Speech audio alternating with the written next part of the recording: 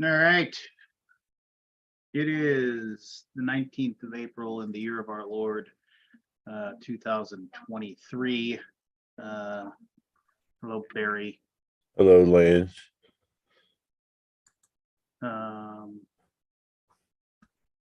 Welcome to another night of this thing that we call the Alaboom. I may be drinking out of a giant Subway cup, but tonight's episode not officially sponsored by Dr. Pepper Zero Sugar. I guess I mentioned to the people in the boom that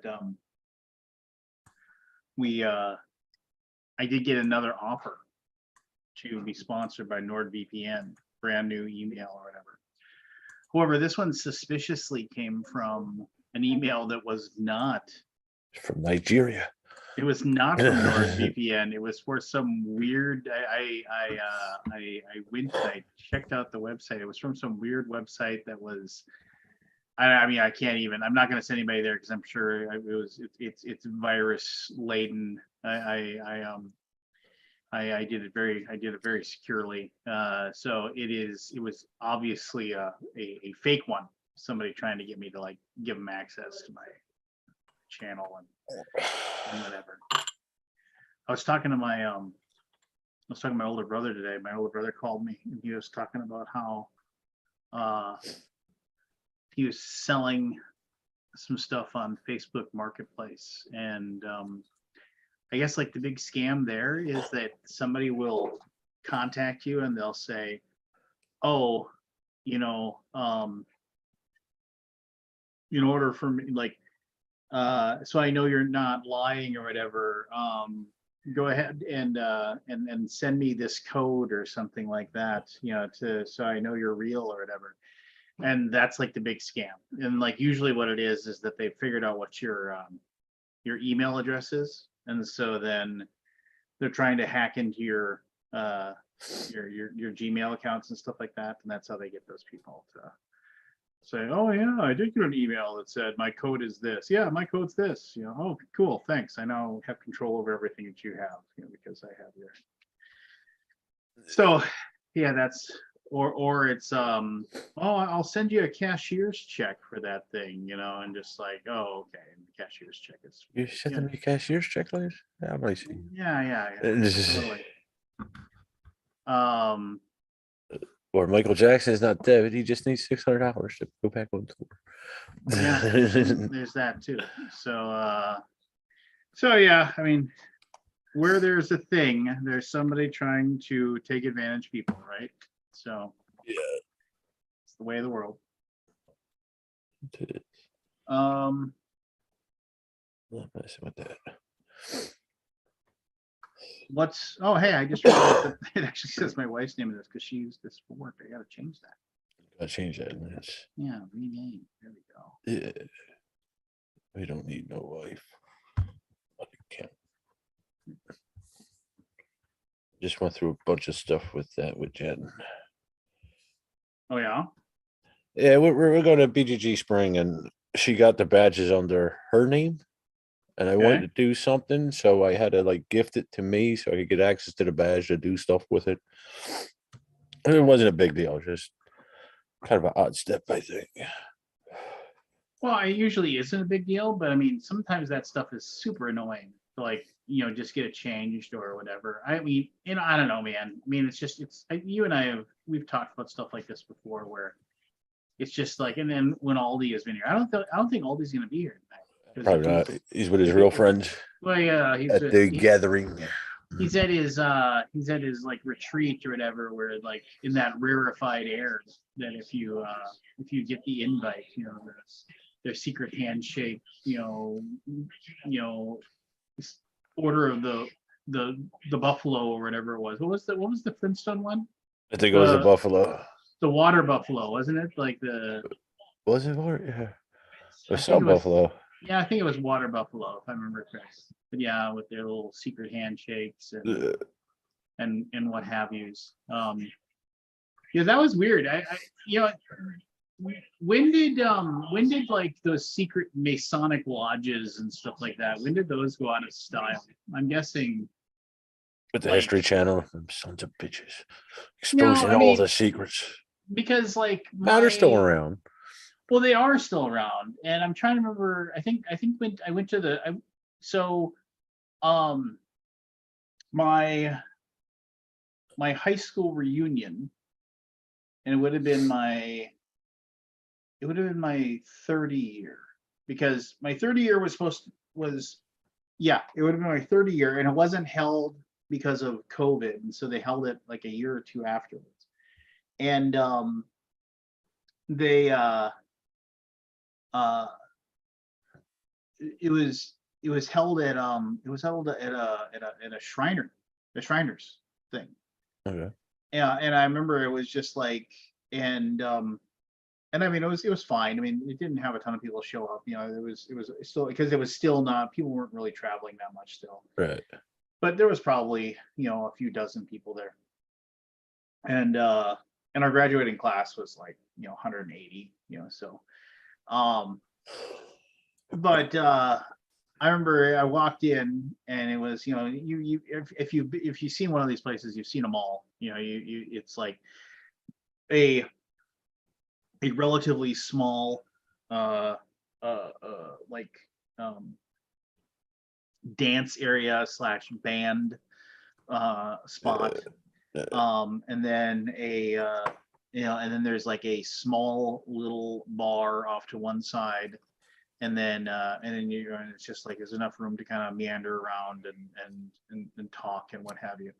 And I remember I went to that, and uh I'm always surprised at those places that they have a liquor license, for one. You always hear about, oh yeah, liquor license is tough to get or whatever, and they It's like, different for that though. It's for a private club. The laws are different.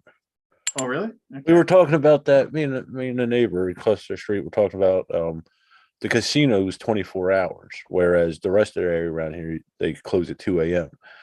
And I was like, because it's a different license type thing. Yeah, Oh, there's different licenses with the liquor. So is what I'm getting to. well, yeah, but I've always Yeah, heard, like, if it's just a beer and wine, that's different too. yeah, And yeah. so like there'll be some places that don't have any hard alcohol, but this was like, everything. They had whatever you wanted. And but I remember I went there, and it was fine. It was like, it was kind of nice to see a few people that I hadn't seen in a long time, and just share stories or whatever. But I remember I was there for a little bit, and then there was a few random people in there, and I was like, and I kind of saw them, and I was like, I didn't recognize them at all. I was like looking at them like, I don't know who you are. Just kind of like, and they were, no, and it turns out they were members of the lodge or the club or Uh, whatever. yeah. And then I struck up a conversation with one while I was getting a beer, and he, and I was just kind of talking to him about whatever, and he was around my age, and he just like, casually was like, oh, would you be interested in joining? Mhm. And I was just That's how like, they get you. It's like the Jehovah's Witnesses. They slip it in. and I was like, I mean, I was like, I don't really have that much spare time. Oh no, I mean, it's just like, when you there's lots of different events and things that you can go to and this stuff. And I was like, yeah, yeah, just if you got like a pamphlet or something that I can throw away as soon as you're out of sight, that'd be great. So yeah, but I remember, I've only met two. yeah, and I remember, like, so there's a place, and it's still around too, and it's the Moose Lodge. It's in downtown Fargo. But I remember I'd always used to go there because that was where a lot of really, really cool, like, underground punk concerts were at the Moose Lodge. And so I Really? go there. Yeah, it was weird. It was like I the can't venue. picture. I picture that as an old man drinking club, not punk Well, and rock. and I you and I know. and I had been there a few times because I think my dad or my older brother was a member of the Moose Lodge, and I I remember believe I went that. there a few times, and I remember it was cheap beer. It was like, Yeah, yeah, you can get a yeah. bottle of Pabst for $1.50 or something like Yeah. that, So it was definitely like, a cheap place to go and grab a brew, if you will. Yeah. But Yeah, no, one of my uncles was one. and I mean, so then, but I always wonder, well, what's the point of this? Like, other than like it's a place to go and drink. But I mean, there's, I mean, I guess you could. The idea is that the people that get to go there and drink, you get to I don't social club, basically. know. Well, at least the Moose Lodge, from what I understand, with my uncle. Yeah. Um, my other uncle was in Knight of Columbus, which I still don't understand. We're Irish, but and he tried to get me into it, which I still don't understand. I'm Irish. Well, and the Knights of Columbus thing, that took me forever to figure out.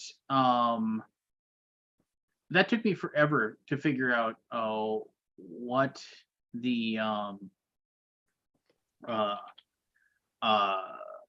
I was like, oh, Knights of Columbus. Okay, I didn't realize. Oh, it's like an Italian thing, Yeah, because yeah. it's and I mean, I never. Italian Catholic thing. Yeah, I never put it together. I was like, oh, the Knights of Columbus. I just thought it was like some cool name or something like that. I mean, it was just one of those things where I never made the connection. It just Yeah. and it didn't click for me until like, and that's like fairly recently, like in the last 10 years or so. I was like, oh, the Knights of Columbus, like Christopher Columbus, Yeah. the now reviled whatever, I mean, because history has changed our mindset for it.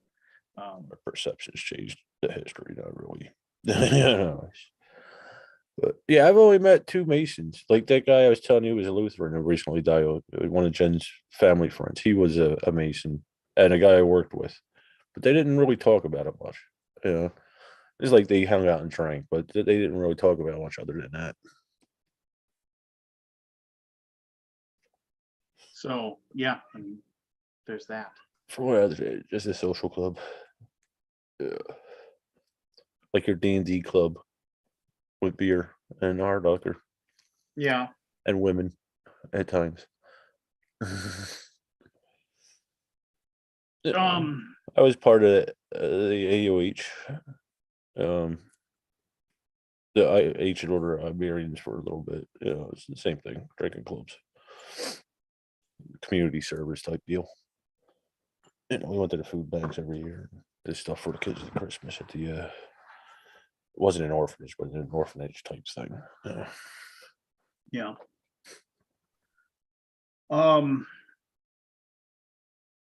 What are the other ones? I mean, I know there was like there's one in our area that's like I forget, it was like a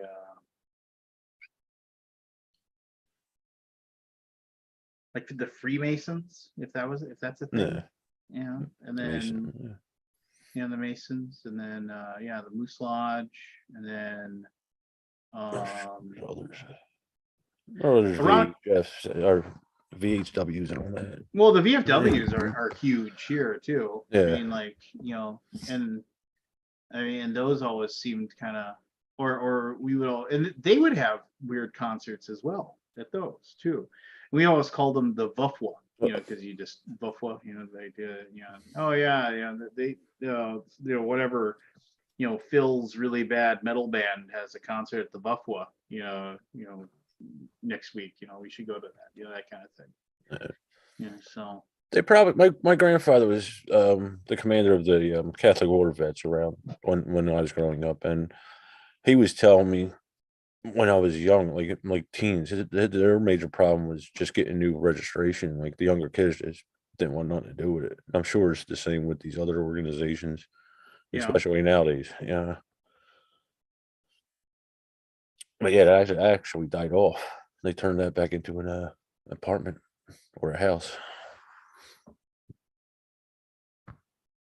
and then, I'm just trying to remember. Yeah, God, I mean, I never joined any. I never set a point. I was just like, I've got enough like cheap places I can go drink. I don't need to go here. That kind of thing. Let's go hang out. Like I said. Yeah. I was part of the AOH down there. That's how I met Babe. Well, my mother, and then through that guy who jumped in World War II. He's big down there on 2nd Street, where the mummers and all that, where a lot of the mummers are over there in Philly. I was actually talking to my uncle. He told me my great uncles played banjo in the mummers. I never knew that. 2 of them did. What's the mummers? I'm not following. The mummers is a New Year's Day parade that goes up Center City every year. It's been going on for over 100 years. I can't remember exactly how many, but it's a mummer. It's hard to explain. It's like they're a band. They play banjo and drums and all that. And they have costumes. There's a couple different brigades, the fancy brigades, the comics, and all that. They'll like dance and show off. They do it every year on New Year's Day. It's a tradition in Philly I believe you. that came over from Ireland. The mom used Wow. to dance on Halloween, to keep the spirits at bay and ask for food and yada yada yada. The jack-o'-lantern, all that came from the same stuff. Trying to remember. I say had a friend whose dad was part of the Bohemian Grove group. He wouldn't talk about it. Bohemian. Now I gotta Google that. What Bohemian Grove is. Hold on. German something? Bohemian Grove. Mhm. Here. It's a workers' club. Let's see Workers here. Club. Bohemian Grove, where the rich and powerful. The Bohemian Club is a private club with two locations: the City Clubhouse in the Nob Hill district of San Francisco, California, and Bohemian Grove, a retreat north of the city in Sonoma County. Let's see here.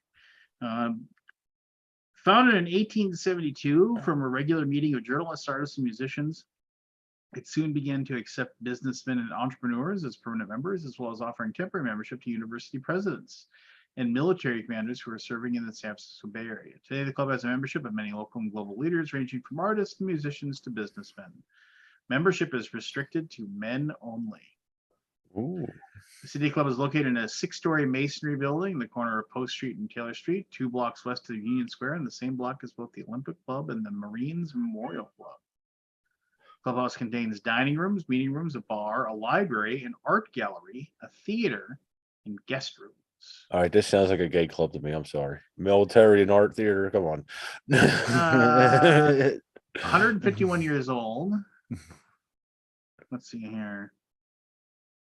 Every year, the club hosts a 2-week-long camp at Bohemian Grove, which is notable for its illustrious guest list and eclectic cremation of care ceremony, which mockingly burns an effigy of care, the normal woes of life, with grand pageantry, pyrotechnics, and brilliant costumes, all done at the edge of a lake at the base of a 40-foot stone owl statue.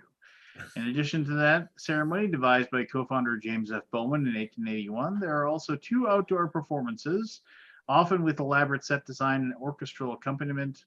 The more elaborate of the 2 is the Grove Play, or high jinks. The more ribald is called low jinks. More often than not, the productions are original creations of the associate members, but active participations of hundreds of members of all backgrounds is traditional.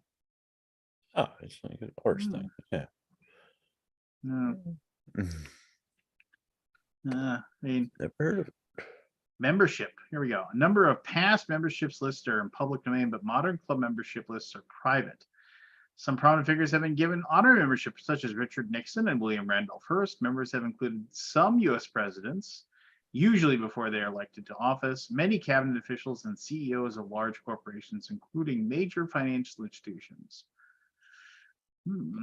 It sounds like that thing down in Virginia. that farm thing down there. The club motto is "Weaving spiders, come not here." A line taken from Act 2, Scene 2 of Shakespeare's A Midsummer Night's Dream. The club motto implies that outside concerns and business deals are to be left outside. When gathered in groups, Bohemians usually adhere to the injunction, though discussion of business often occurs between pairs of members. Yeah, well, there you go. A bronze relief is installed in the exterior of the building. It serves as a memorial to author and poet Bret Hart, not the rest. Not the wrestling, Scott. Not the wrestling. He's a little too young for Relief, that. which is 3 feet and 3 7/8 inches by 7 feet 11 5/8 inches. Kind of exact. It was first dedicated on August 15th, 19 as a tribute to Mora, who is a member, to fellow Bohemian Club member Hart. The relief shows 15 characters from books by Hart. Something weird. A list of Bohemian Club members. Rob, let's see if we recognize any of these names here. Okay. Let's see here. Robert J. Aiken, Louis Walter Alvarez, Martin Anderson, Earl C. Anthony, Peter Arnault, Samuel Backus, Stephen David Bechtel, Ambrose Pierce. That's the first one I recognize. Hiram Reynolds Bloomer, Charles R. Blythe. That's the name I recognize. James F. Bowman, honorary Margaret B. Bowman. So I guess they did. I thought there was no women. What happened? I thought there was no women. Yeah. Well, she's only honorary. Honorary. George H.W. Bush. George Bush. Okay. Yeah. Not George senior? Herbert Walker. Let's see here. I'm just kind of not going to read them off because there's a big long list here. I'm just seeing if I'm any sure. that I recognize. From the here. 1800s. Yeah. I mean, just like HW.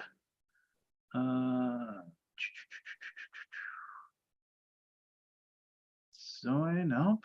I mean, that's like there's a lot. I mean, there's people here that obviously are probably famous for some reason. Tennessee Ernie Ford. I think that's a musician. Probably. I think so. I'm not sure on that. Yeah, William Randolph Hearst already mentioned that one. I recognize that name. His grandson has the near. Yeah, a bunch of people with their secret handshakes and backslapping and nepotism. Who'd want to be a part of that lousy group? Jealous. Yeah.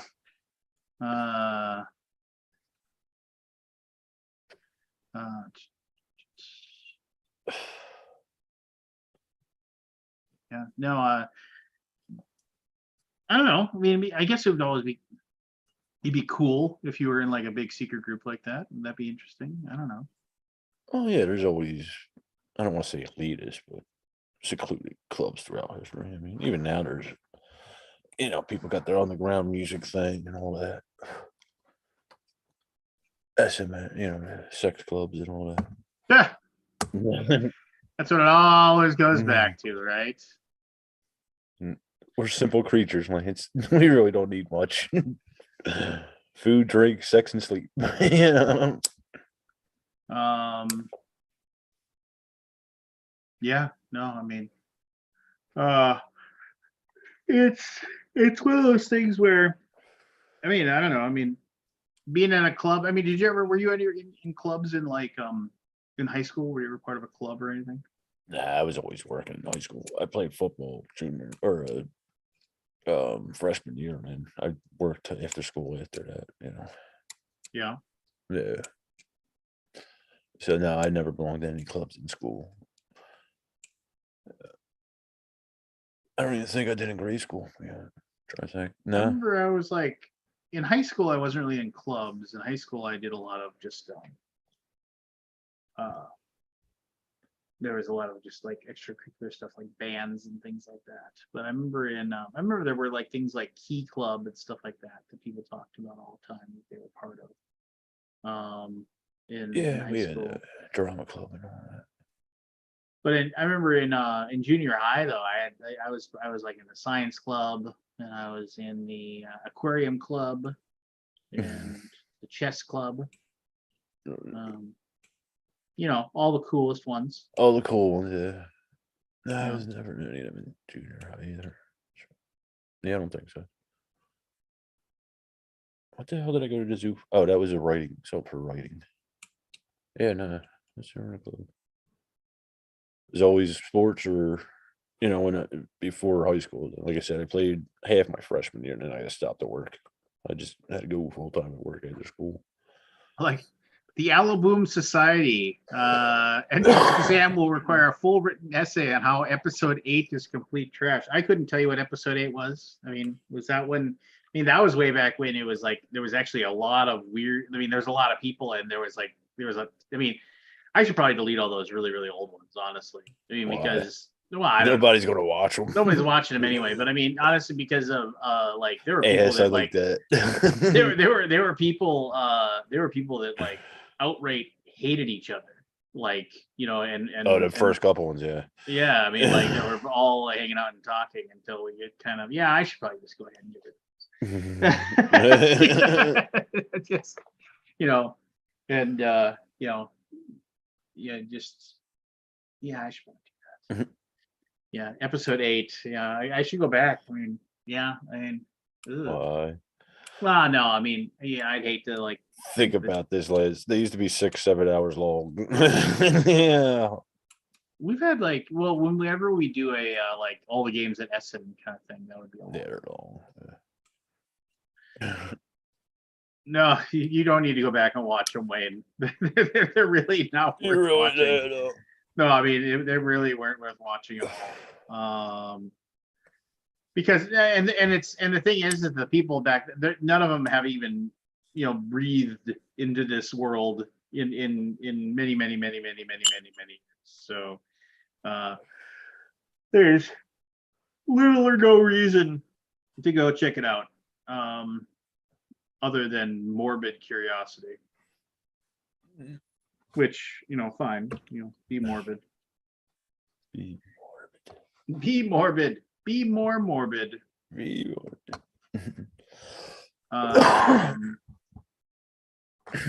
released the teaser trailer for the next season of Stranger Worlds.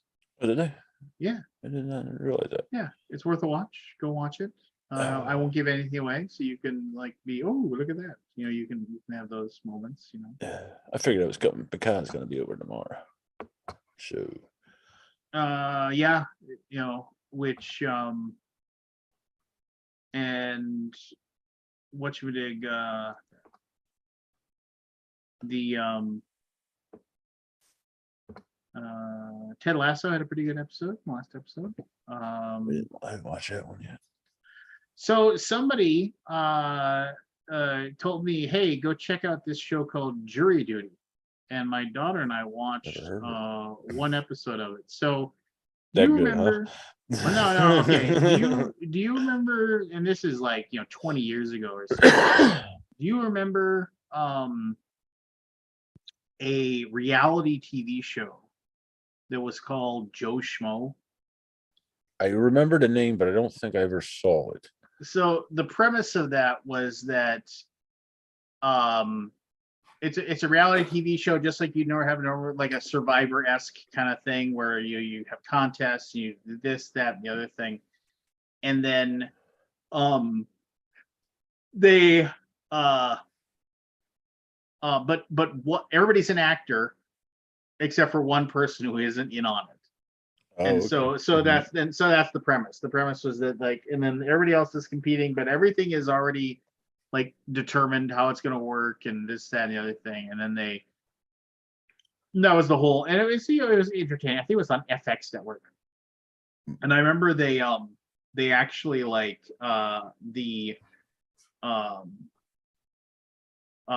did a second season.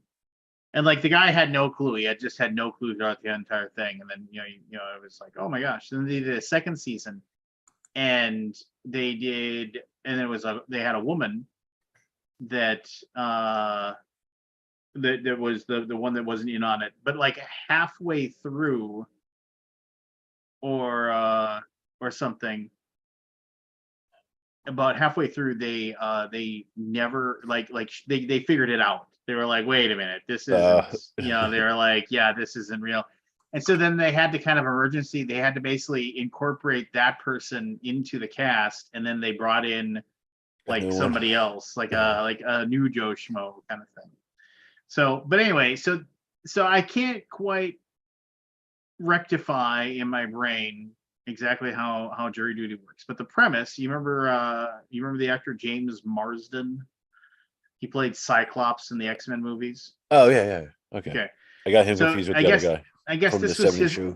Yeah, I guess this was his idea. So the idea is that a make-believe case, a make-believe court case, a make-believe jury trial, and everybody's an actor except for one person. And then they pick one person who is going to be like on the and they're gonna have a jury, and then the things just kind of are gonna progress and like go forward.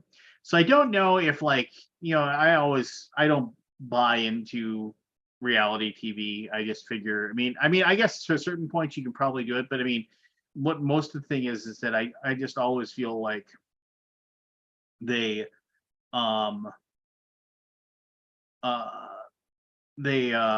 oh, episode 8, Last Jedi. That's what you meant. Yeah, so we all agree. Yeah, okay. It's the Um, best episode 8. yeah. No, so I'm always like, okay, it's probably people acting real and stuff on reality TV, but I definitely feel like they're coached by the producers and stuff Oh to like yeah. really be dramatic and really ham it up, or they purposely pick people that like they know are going to become unhinged if like things don't work out the right way, so it's more because nobody wants to watch a bunch of people sitting down at a table and calmly discuss their problems between the two people. And hey, let's just figure out what's going on here, and let's try to understand where you're coming from. Let me understand. They're like, cut. You need to throw a drink in his face, or you're off the show. Just kind of like one of those things.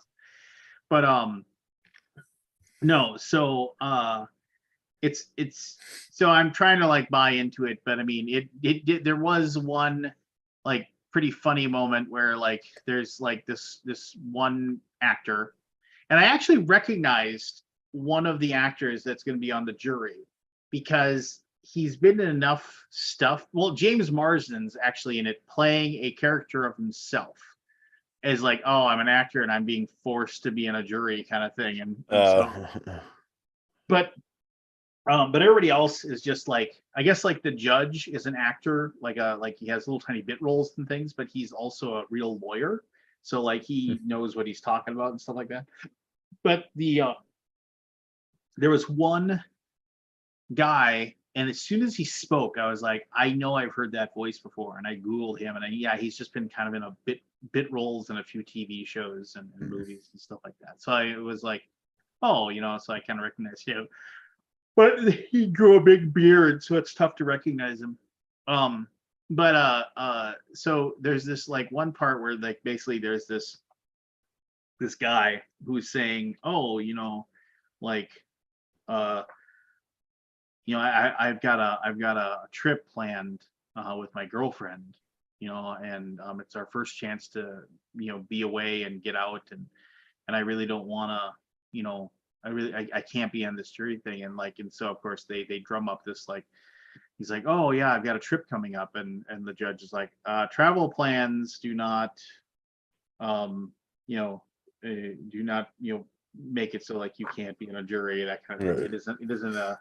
It isn't okay to be excused, and so before that he's like, what do you think I could do to get out of this? And the actual like guy who doesn't know anything, he's like, the only thing I can think of is the Family Guy thing. And he's like, what do you mean the Family Guy thing? He's like, well, yeah, Peter like pretends that he's racist or whatever to get off the jury. And he's like, oh, ha, ha, ha. And then so like my daughter and I were watching it, and we had a laugh on Alaboom. Both of us were just like start laughing because like, and which I was kind of mad at myself for like, oh, I bought into this premise of the story, but that actually kind of teaches like, yeah, they're doing a good job trying to tell the story. It's something where like that they're questioning that guy, and he's just like, well, is there anything I've got a vacation coming up in like 6 days. If this trial takes too long, I won't be able to go on my vacation. And the judge says, I'm sorry, I can't excuse you for travel. That's not a valid excuse to get out of jury duty. He's like, do you have any other reason why you couldn't be on jury duty? And then he was just like, well, there is like one thing. And he kind of looked over, and you see the guy who isn't in on it, and he's just like, no.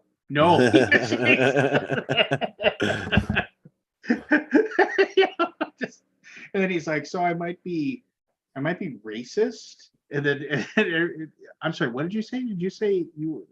He's like, no, I'm not. Well, why did you say that then? He's like, well, somebody told me that I could probably like get out of jury duty if I said I was. And he's like, who told you that?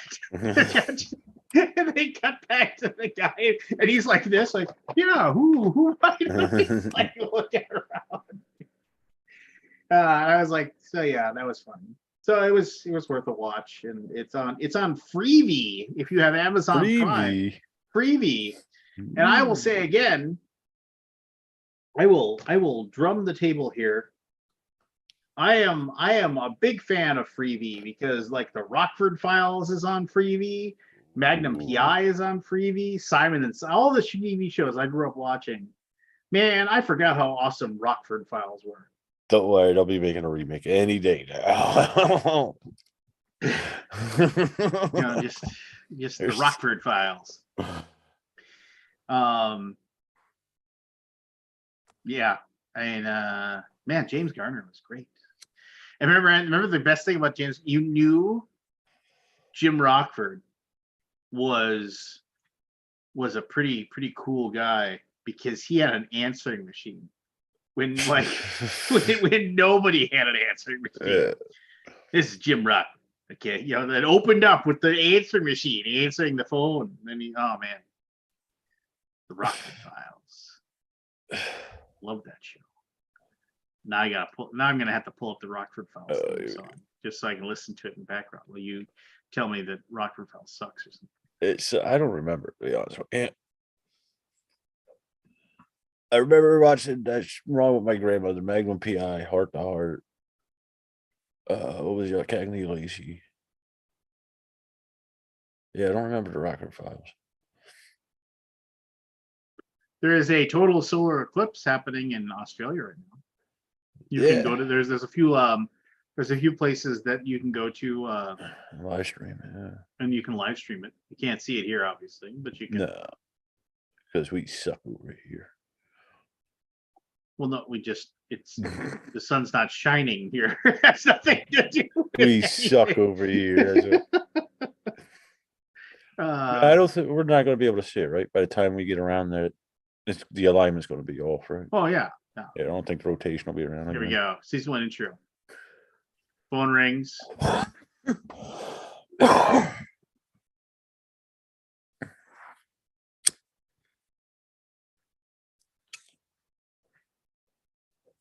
Just how cool is he? Phone rings. And it is again. I'm just listening to it. You can't hear it. I can't hear. Can't hear nothing. Yeah. This is Jim Rockford. I'm not home. Leave your name and message, and I'll get back to you. I'll get back to you. I just read a thing about they turned Voyager 1 on briefly to change its propulsion a little bit.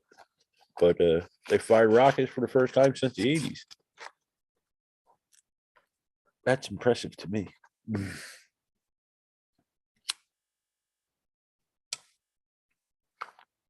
He's lost in his 80s sitcom. Not a sitcom. Or not a sitcom, mystery, whatever the hell you want to. Buddy cop. That guy never did anything driving his car without doing a spin out. It's like you had to back then. He was always in a hurry, man. We used to call that. I just remember this. So somebody would always say, it's like, you're you're rock, it's like, you pull a little Rockford getting out of there, like, because of the ice and everything like that. You could do an easy spin out, if you had a rear wheel drive car. So I remember like somebody was like, and like, so you do a little, doing a little Rockford as you leaving the parking lot, huh? And I remember my buddy Scott came and picked me up to probably going to the bar or something like that. And it was middle of summer, and for some reason he decided he was going to Rockford out of my parents' driveway, and like so he just reverse and he like pulls the handle brake to and boom.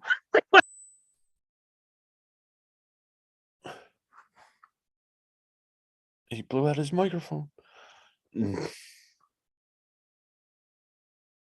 can't hear you, Lance. Something's up with your mic. I can't hear you. Just lips moving. It's like a puppet. How about now? Say something again. I can say something again. There you go. You cut out a little bit. Yeah, you got you back. Got me back? Okay, hold on. How about now? Can you hear me now?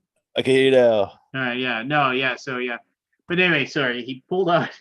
He tried to do a Rockford on like middle of summer on asphalt, And as his car spun out, like we heard this boom.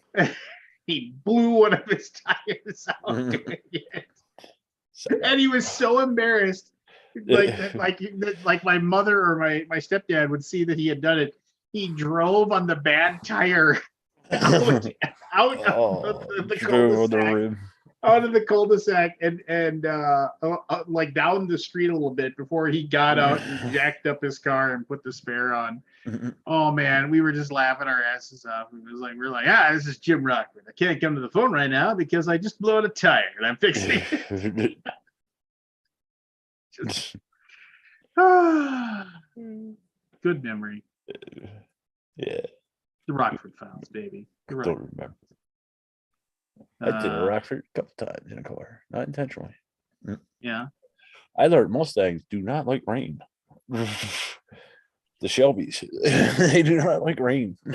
Too late. At least that year was. That fished out all the time.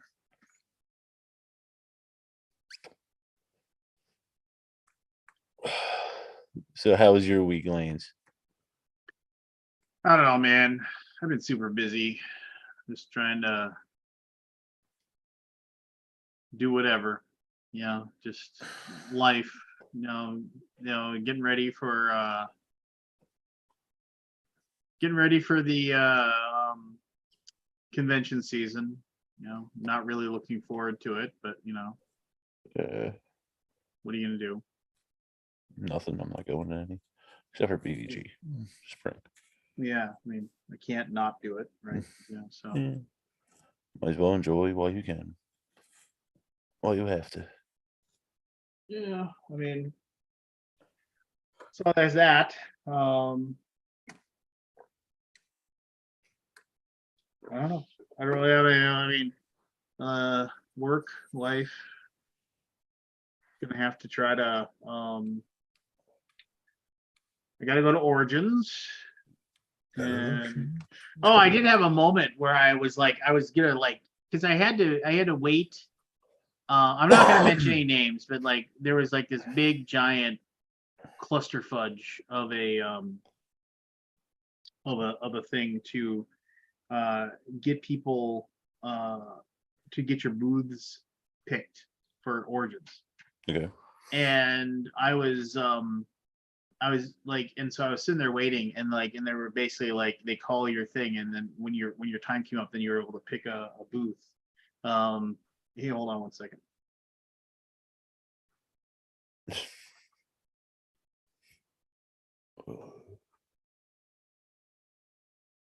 Sorry. Yeah. Kid was just walking by. Damn kids. No, and so and then of course some person that ran a company that had a booth at Origins showed up late and had missed their time. And it's one of those things where the time slots are determined by your sponsorship level and oh, holy cow, who's calling me? Give me a second. Somebody's calling you. Talk about what? I have no life. I'm a stoner. I just sit here all day. Play guitar, watch TV. Kaboogi's not even in. So there's that.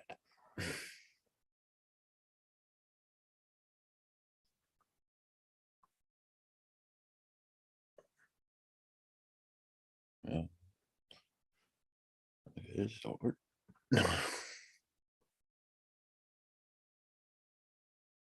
You may take your son, Robert. Origins is it's a good con. Last time I was there, it was about 5 or 6 years though. Unless they changed the free play spaces up and all that, but yeah, I enjoyed it. It wasn't too big. I hear the other one is Gen Con is. Stick a Ball's favorite guy, the Stick a Ball guys. That's their favorite cons. One of them. Can't believe he's having a conversation in the middle of this.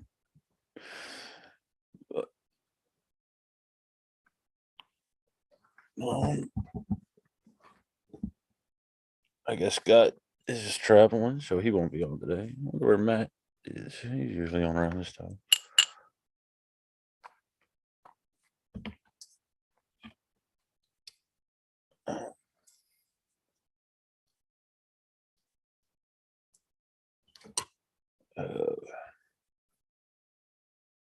So is anybody in the crowd going to a con this year? 30 seconds left.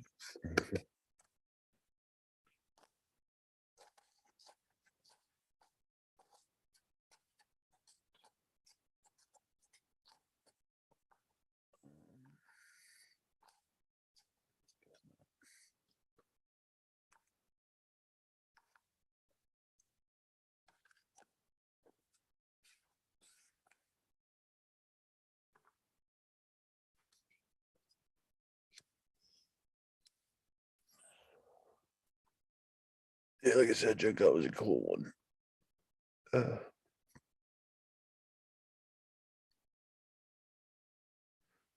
Dice Tower. I've never been to Dice Towers.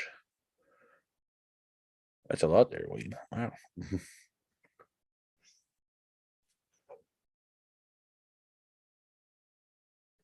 Tampa Con. I've never been to Tampa. That's Florida part. I've never Tampa. Yeah, Origins is a cool con. It was, or at least it was. I don't know how it is now, but it's not real crowded. Like I said, not too many new games, but there are a few. All right, sorry about that. We're trying to track down a spare room for Gray Fox games at Gen Con. And yeah, and it's one of those things where one of the guys who's got a line on me just called me, and I wanted to make sure I got that figured out and what have you. So and he's actually probably going to join the live stream and listen to us blather for a while. So Ladies, we should get T-shirts made up T-shirts made up for what? for the Alaboom Secret Society or Secret Society. We're called it S. Alaboom Secret Society, like it should be like one of those things where like make a pentagram or something, right, on the front of the T-shirt, black with white lettering, of course, and then like it should. I'm already envisioning it. Somebody that watches this, somebody who watches this do that knows how to do any kind of design work, and yeah, just so super cheap. You do it for free. But no, so it'd be It's one of super those cheap, things, I guess. yes. Like what if it was like it's a triangle, like, and then inside the triangle there's a pentagram, and then down the down, like starting at the top, you put a big A. You put just a big giant A, right? And then it goes down one side of the triangle. It says Alaboom, and then you make the S upside down on that, and you put secret, but they put a big giant S, right? And then you put another big giant S here that's like this slightly like, and then society. So like if you look at it, there's a giant A, a giant S, and a giant S, like at the things. And then like put a little evil pentagram, or like put a goat-headed demon or something on there. Yeah, there you go. No Bigfoot. Well, Bigfoot on the back, obviously. Oh, obviously. I'm sorry. Let's we gotta stay true to our roots. Yeah. Oh, these damn allergies. Curse them. Curse them. Been doing yard work all week. Well, and allergies, like what is it? Like allergies are really commonly start showing up later in life too. So Yeah, I never had it when I was younger. Not until the last like 4 years, maybe. Jen and my sister were both saying that too. Not till they were later in life. Jen is quite old now, though, but her birthday was Monday. We went to this steak place called Sullivan's. It's a chain that I never heard of, but it's a national chain. So we get there, and it took an hour from the time we sat down until we got the soup. All right, and then the Yeah. meal. So when it came time to tip, we had a little disagreement on this, and I was like, "You just handle it, because yeah, I will not give them what you will." Yeah, the food was good, Well, but like the service sucked. And they blamed that we're down on the cook.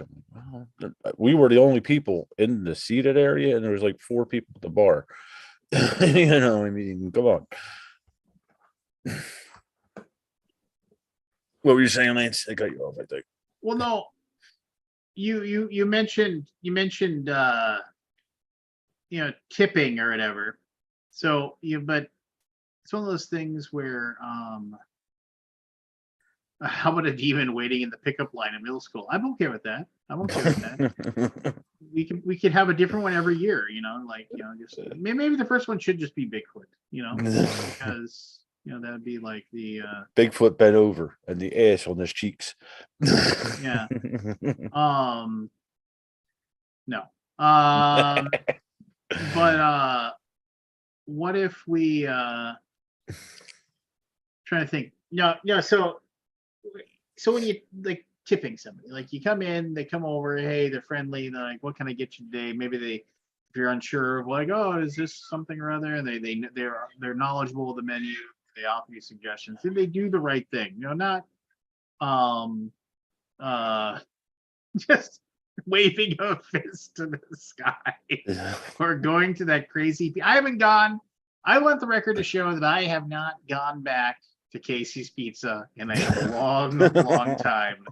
And I am not going to go back. I learned my lesson. I learned my Finally, lesson. finally, finally. I learned my lesson. No. So God, what was I saying before I got Pip. what was I talking about? Something about tips. Oh yeah. So but like the food gets to you like super slow, like or whatever. It's like, I mean, I always wonder. It's like, oh, it's like, I mean, what to you is a reason? You walk in to a restaurant, and it's not like people to the wall busy, but it's it's gotta it's maybe at 80% capacity. I should What be out to within an hour. you within an hour, like you should be able. So when you sit down and you order your food, maybe it takes the your service person comes over to your table, hands you some menus, gets you all a glass of ice water, and says, "Hey, take a look, and I'll be back in a few minutes." They come rolling back, like 5 to 7 minutes later. What can I get you started with today? Did you want this, that, and everything?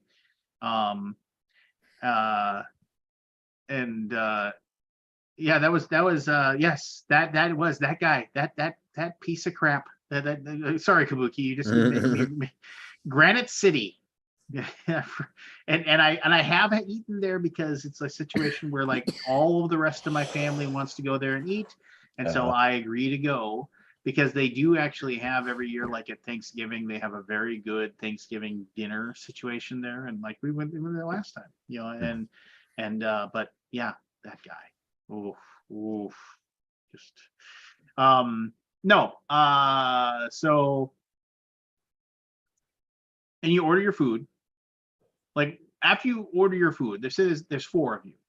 You've all ordered an entree of some sort, like and maybe like varying from a bacon cheeseburger and fries to maybe a like a T-bone steak and eggs or something, just like something along those lines. I mean, like what in your opinion is the maximum amount of time that you should be waiting for your food? From the time you order till the time it comes to the table, Yeah. like the first set of it, Yeah. 15-20 minutes. Yeah, I'm there too because like especially if you order something like you can't cook a steak in like less than 15 minutes. Yeah, Depending upon like if you want it done well. I had a friend who worked at worked at a TGI Fridays, and you you like they would have people that would come in, and the TGI Fridays was right near a movie theater. So people who are on like a date would be like, "Oh, we're going to a movie. Our movie time is in like 50 minutes. You know, you think I can get a steak, and like, can I get that? Can I get that in like 10 minutes or so?" And they'd be like, No. "No, we can't. Oh, no, no, just like." And then or they order and they want it well done, right? Mhm. And then they would, so literally they would just sit there and they would just press on it and press on it and press on it, basically like just Getting you rid of know all the juice. yeah, getting rid of all the flavor. And then they get the steak and it'd be like, this dried out briquette. They're like, "Well, this isn't what I wanted." It's like, well, you sir didn't know what you wanted. No, a steak I give up to a half. Well, depending on the steak, I give that up to a half. I was just like talking from like like starters or something. You know, Like you, I mean, like if you go to a waffle place and you order like French toast and eggs and oh, a that's side of 15, bacon. 20 minutes. Yeah, Yeah. that's yeah. But I mean, if you're going to a restaurant, you get appetizers 15, 20 minutes from when you order to the appetizer, and then from there, probably every 10 minutes or so. You know. But no, this, like I said, it was an hour from the time we sat down to the soup. And then Jen ordered cream spinach, and the steaks got there before that did. She didn't think she was gonna get the spinach before we got the meal done. It was shit like that. My steak was, I sent that back. It was way too raw. Yeah. Yeah, it's yeah. But the service, like I said, the food was good. The service sucked though. But then again, the tip is like they would have got like $5-10. It's like that was horrible. It is weird that it it's like it's weird that now we have a um a situation usually that, like, back when I was younger, I mean, like, tipping wasn't as high. Like my wife is like, I mean, like when she's picking how much to tip, it's like it's way more than I'm used to, because I just grew up where like you didn't tip that much. It wasn't. I mean, Oh and no, I admittedly was that's I'm out of date. I mean, I'll be the first one to admit that, like, I probably should do better when it comes to that shit. But um yeah, I don't know. It's like it's weird, and it's like, and now it's, I do think that there is a kind of, and I might be showing my age here, and I you might be are like, you old fuck. and I might be out of touch. I'll be the first person to admit that I'm very likely out of touch on this one. But I do feel like there is a strange level of expectation, like so Yeah, there isn't the, like, drive anymore to like go that extra effort or whatever to I you think a know lot of that's the app. You're prepaying the tip on a lot of this stuff now, so they don't care. They don't work for it. well, and that's the other thing too that drives me crazy is that you have a situation where it's like, "Oh, I'm gonna drive to your store. I ordered the food online. It's I'm driving to your store in 20 minutes to pick it up. I get there, and then they hand you the check and there's a spot there to tip them. What? I Yeah. mean, I mean, and I understand that, like, that, like, if more people are doing that instead of going to sit down at a restaurant to eat, like, if that's the case, then people who work as service staff, like, they're not able to make, because our society is so screwed up that, like, we allow people that work at a restaurant to be paid even less than than minimum wage because they get tips, which is incredibly stupid. But it's one of those things where it's like I'm doing like 95% of the work. Like, I'm driving, Yeah. I'm ordering it online, not talking to anybody. I'm driving. to your place. I'm walking into your restaurant.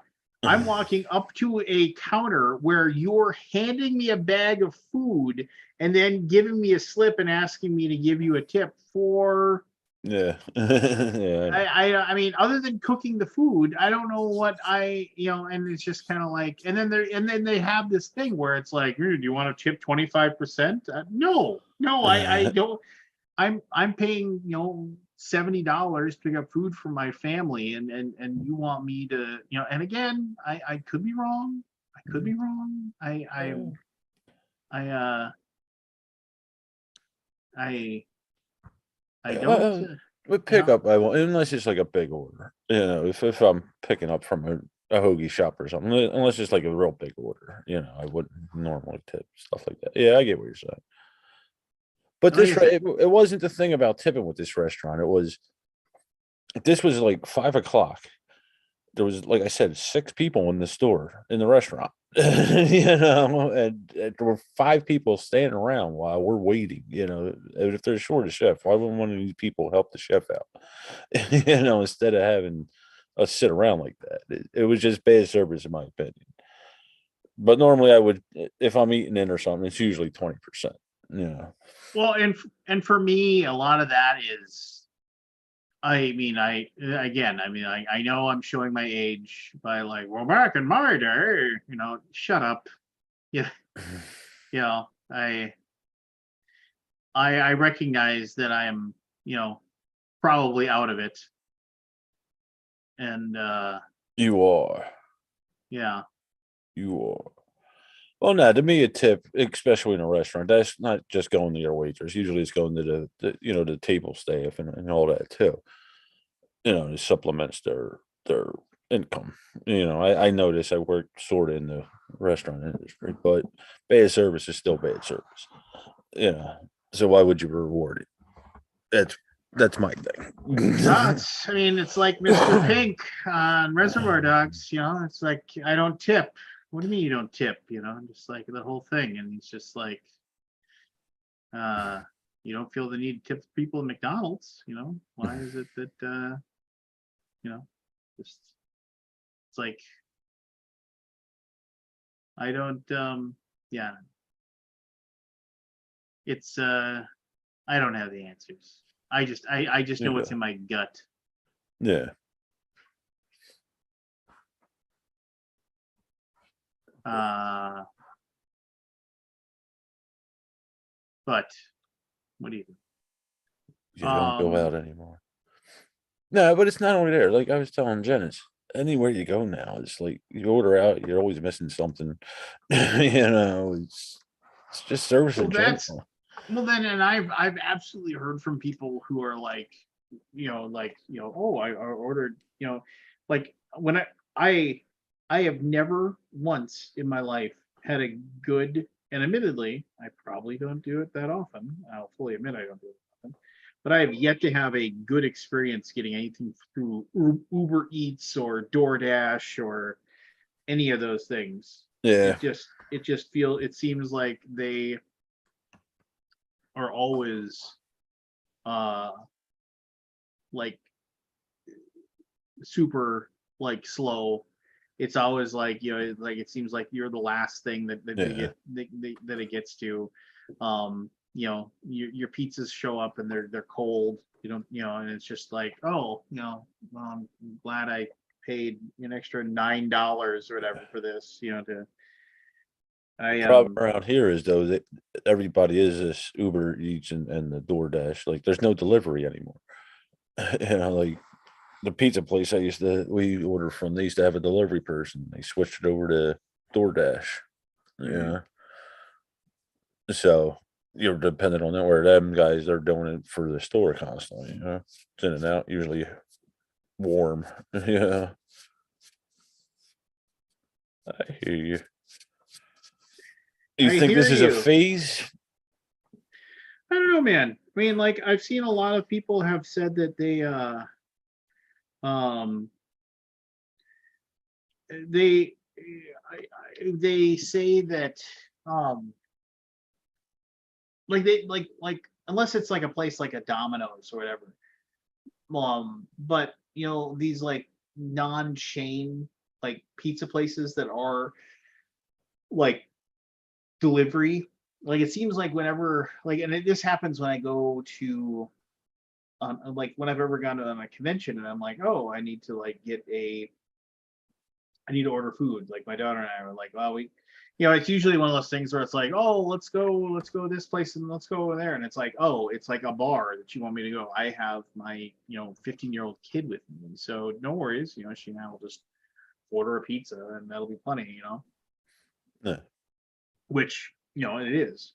And, but it's one of those things where I, uh, you find a place that you're like, and what I like to do, I mean, yeah, I can find the local Papa John's or Domino's or whatever, and I can order, you know, a couple of pizzas and some breadsticks and just be done with it. But what I like to do is because I mean, ever since I had that one situation where I was in Nashville, and I had no idea I was going to be in Nashville because I got stranded there, and I just asked, I mean, this is kind of a longer story, but ultimately the big thing about the story was that I got a uh, I got I ordered food from this barbecue place, and I got a short rack of ribs, and I got it said you know it was barbecue. I think it was just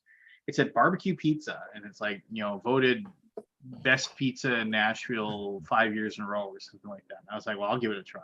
And it was just stupidly good. And I remember like being sad because I was like, I'm probably never going to eat this again. Yeah. There's like, I mean, like I only ate like two of the ribs. I mean, because I was just like, I had to eat it because the pizza was so amazing. And I'll never be able to eat that again. You know, but it was just like literally like just fantastic. And I can't remember if it was barbecue beef or barbecue chicken, but it was just really good. And ever since then, whenever I go to a weird place, and like especially if I'm like with my wife, like I've said, let's find a local restaurant that isn't a chain and go eat there. Yeah, that's Just usually what I do. because you'll never know, right? You'll never know. And like, you know, we found like a couple of Chinese food places that were just amazing. You know, we found places that aren't amazing. Yeah. Yeah, So it's hit or miss. yeah, but I mean, so that's one of those things where so I'll ask the person at the hotel and I'll just say, where's a good place to get pizza? And then they'll, oh, Domino's. No, no, no. I mean, like, what is a place Yeah, the here in locals go town to yeah. that isn't a chain? And then like they're always like, but those places they never have like either A, they don't have delivery, or B, they don't have their own delivery staff. So you have to get it through DoorDash or something, Yeah. which is like, and then I don't know, man. It's just it's it doesn't work well. And uh you can just but yeah, I mean I'm a big fan. Well, as far as you know, like you gotta try the new place, and then if it sucks, then oh well. Yeah. But you know, just it'll be fine. You know, just give it another shot. You can't let's see here. We are 14 minutes from total eclipse. If you go to the YouTube channel Time and Date, they're doing a live. You can actually see it, and this is kind of cool because right now you can actually see some of the solar flares and stuff. Because How long's the eclipse supposed to last? 10 minutes, I don't 12? know, They're not long. but in 14 minutes, 13 minutes now, it's supposed to like the full and total eclipse will occur. So there you go. I Time and remember Date if you want to watch the same thing I'm watching. I know this is a special hybrid one. I don't remember why, but I remember what was it in 17, 16? I remember the last solar one. I watched that one. That was pretty cool with the glasses and all that. Maybe it was 16. All right, Kabuki. I put the total solar eclipse link in the In the Discord. in the Discord. I'm still not sure what that is. What is Discord? It's just Discord a is like private chat. It's a private chat thing Okay. that I'm sure the Russians are stealing everything that we say. So, Everything. yeah. But the Alaboom has its own Discord. Yeah, I know, because if I ever remember the password, I'll get back into it. Um, As we just mute it. The people talking are annoying. Yeah, they are annoying. The people talking. And Buckle and Graham Jones are getting excited about the. But yes. The solar eclipse. The solar eclipse is what I like to call it. Eclipse. I was reading something about the sun. This is the first time that we've seen the full cycle of this sun in high definition.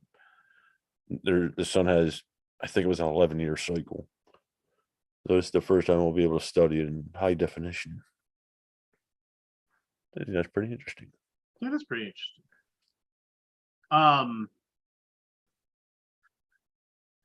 I thought of something earlier today. Go ahead. No. So like a buddy of mine has become a in his later stages of his life now. Like record store day is this Saturday. It's like if you do vinyl, record store day is a big day that like basically all of these like special vinyl records or whatever that are only available on that one day are sold on that day. They're like, rares or bootlegs or whatever. They're just and it's all marketing. It's like, oh, we're gonna get this if you the only chance you're gonna have to get it is this day. This get people in there, do their thing. Anyway, so the whole thing is that they my buddy of mine has gotten big into searching through vinyl at and as vinyl people do, they go to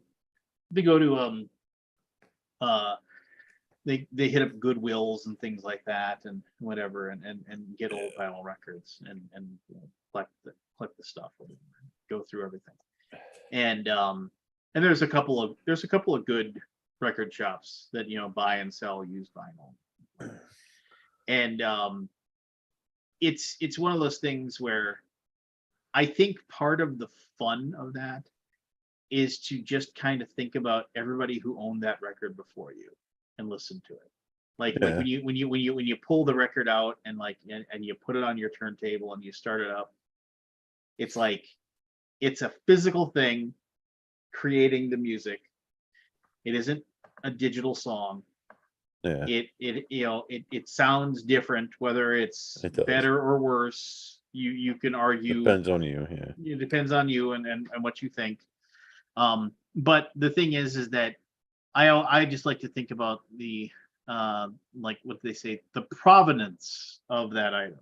Like, what is the story behind it? The journey that record took, that was pressed in Linda Ronstadt's greatest hits, pressed in 1979 or whatever, and it was purchased, somebody owned it, somebody listened to it, somebody sat around and got drunk drinking beer while listening to it, somebody impregnated their wife while listening to it, just the provenance of that thing. And then now it's in your hands and it's on your turntable, some 40 odd years later or what have you. Mm-hmm. And I think that's what makes those things cool. It's like old books, and I think that's something that we're going to lose, right? I mean, yes, there's something that there's things that are still like collectors, right? Funko Pops and what have you. But I mean, and I realize this is definitely me being an old man and you are. And waxing poetic here a little bit, but it's a thing where you kind of like have a moment where you're it's like we're so digital now that we just don't have that same I don't know. You just don't have that same mentality anymore. We don't have things that are old and what have you. So Well, America never really did. I mean, no, well, America the definitely. structure is only like 300 years old, if that, four maybe. I mean, other than like the Native American ruins and stuff like that. All right. But Apparently, I gotta go to Discord and look at Gators. Gator Dave. Oh, it's actually like a gator that ooh, is eating something. a baby. No, it's like I can't tell. I can't. Yeah, It looks like it's eating a pile of seaweed or something, or a clam or something. I don't know what it is. a veggie gator. Ooh. No, no, it's just it's an Ooh. alligator that's got something in his mouth. I don't know. No, look up at the picture. Oh, sorry. Oh, well, ladies and gentlemen, I think Share the screen, Lance. I think we have our t-shirt. Now we just gotta have somebody somebody's gotta all right, here we go. Share. No, I'm not sharing the post. I gotta share my screen. Yeah, don't share the post. We don't need to share the porn. Ah, That's here we go. Share.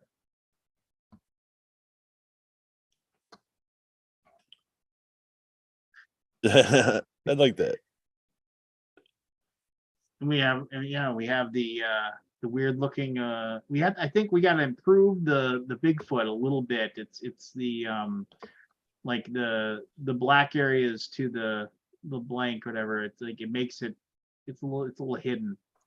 But it's almost there. It's almost perfect in my opinion. For something whipped up in the last like 10-15 minutes. Yeah. Yeah. Alaboom Secret Society. That's somebody figure out a way to get that on t-shirts and order me 3XLT and then we'll be good to go. So 3XLT.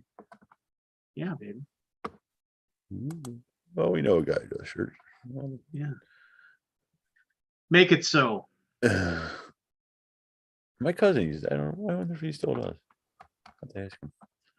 Is that a thing anymore? The what was that when they layered the colors? Silkscreen shirts. Is that Oh yeah, still a I thing? remember. I'm sure it is. I remember in middle school. Excuse me, in middle school we got to we did silk screens. We got to design it, and then we got to pick 3 colors, and we got to make our own T-shirts. Yeah.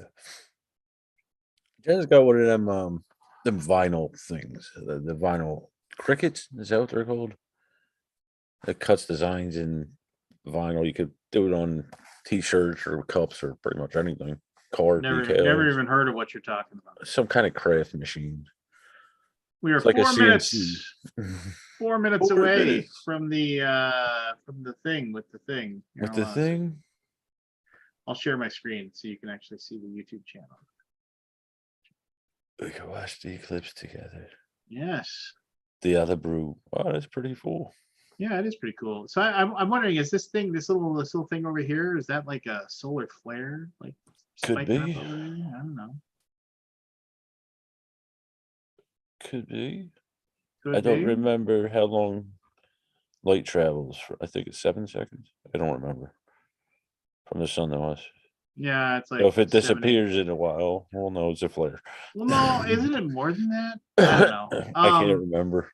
But I mean, but I do remember that somebody said that like when you look up and see the sun in the sky, it's actually like, like a half a centimeter, like different as far as like where it is, like where it truly is, because of the time it Right. takes for the light to hit The to reach distance. us.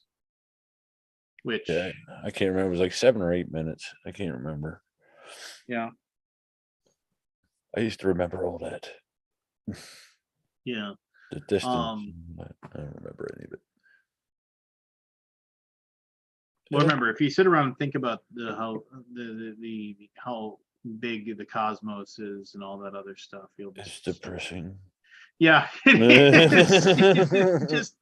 Just don't do it, because that Monty Python bit where the whole about the cosmos and how insignificant you are and all these other things, and just if you think about that stuff too long, you'll that's when you walk out. I mean, I've heard people like talk about, it's just like just like at a certain age, you this is something I kind of know, I can feel kind of happens to me sometimes. And I mean, I'm not saying this to be depressing.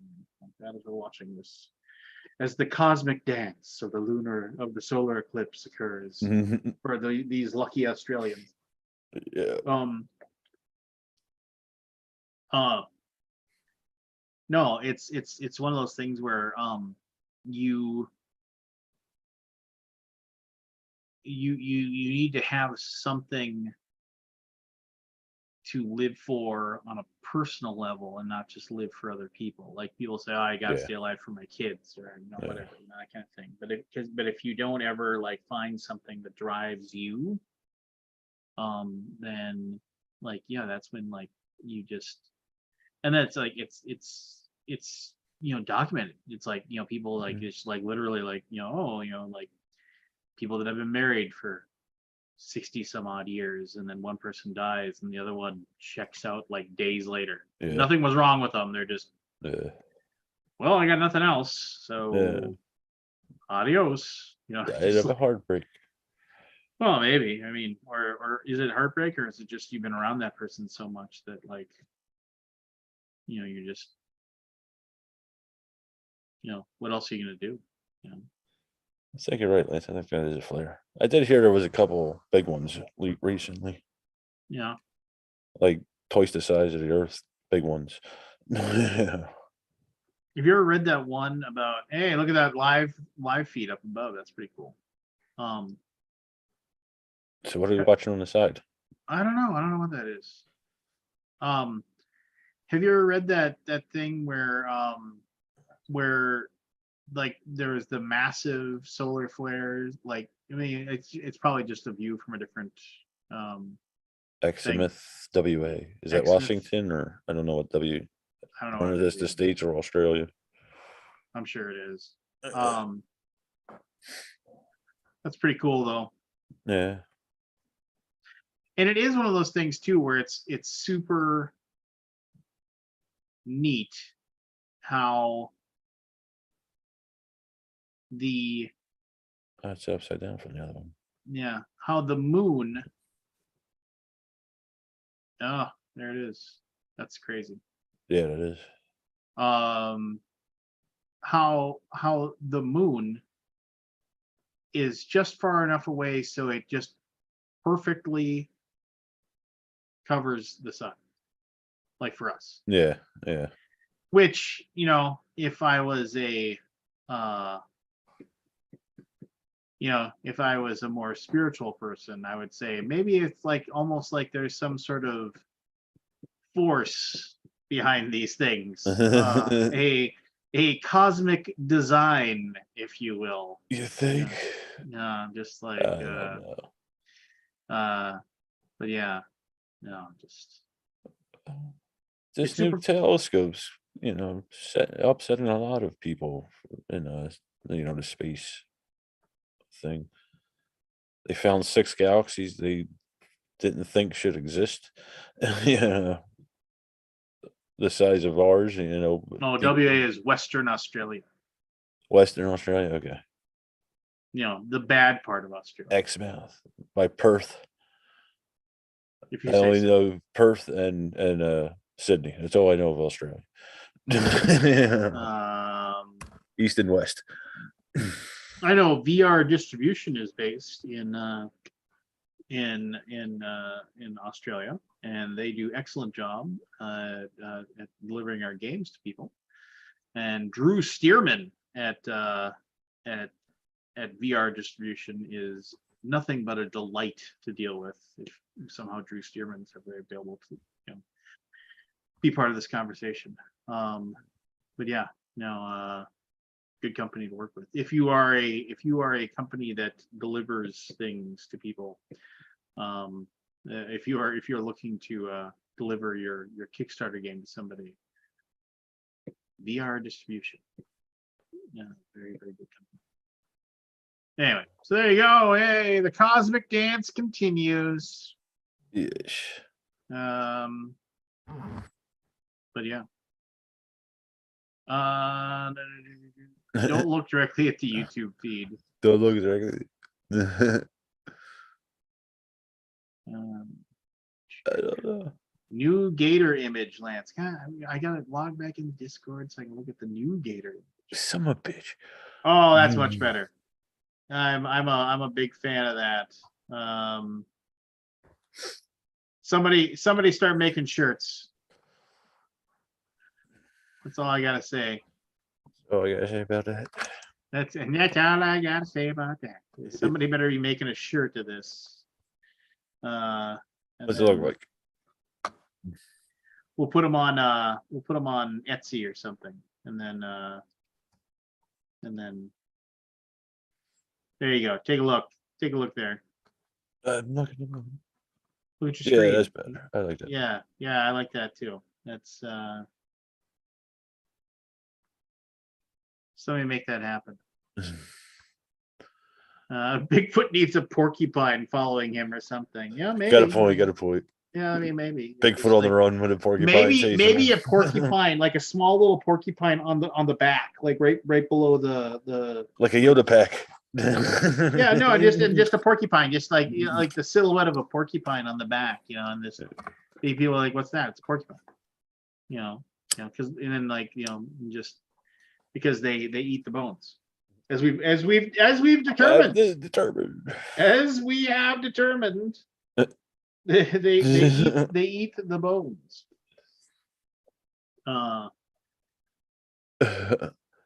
Jen and Gray Fox will not be in attendance at Dice Tower East, sadly. I apologize, Gator Dave. Oh. We will be going to Origins, Geekway. I will not be at Geekway. Origins, which I'll be at, Gen Con, which I'll be at, and BGG Con, which I will be at. So, that's it. Only three. Only three. Well, they're going What's to the rest of the Geekway. company? I know Shane and our miniatures guy are going to Gamma. And I mean, I think we'll be taking meetings in Essen, but we won't have a booth. And I won't be going to Essen. And I think the same thing for somebody will be going there to do meetings. And Gator Dave, I have an address that you could send it to. Just so you know, I'll happily pay the shipping. Yeah. See, that's true. That I can see that they keep a spare porcupine with them, always just in case if they die randomly, so they can have one to eat them and cover their tracks. Why is this so unbelievable? Yeah, I don't know. I hope one day they find one, Lance. I really do. They already have a live one that they could, really examine, not this fake ones in a core that's a suit and shit. Yeah, no.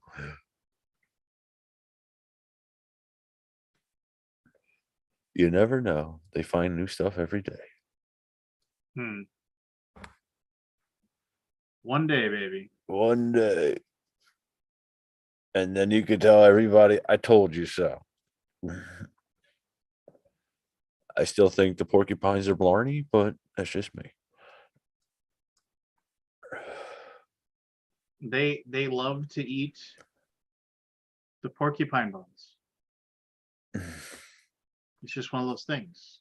Anyway, we're not going down this road again. We all know what I believe. Yes, along with the birds, we know. Did that guy ever come clean? Which one? The bird guy. The bird's not real. Yeah.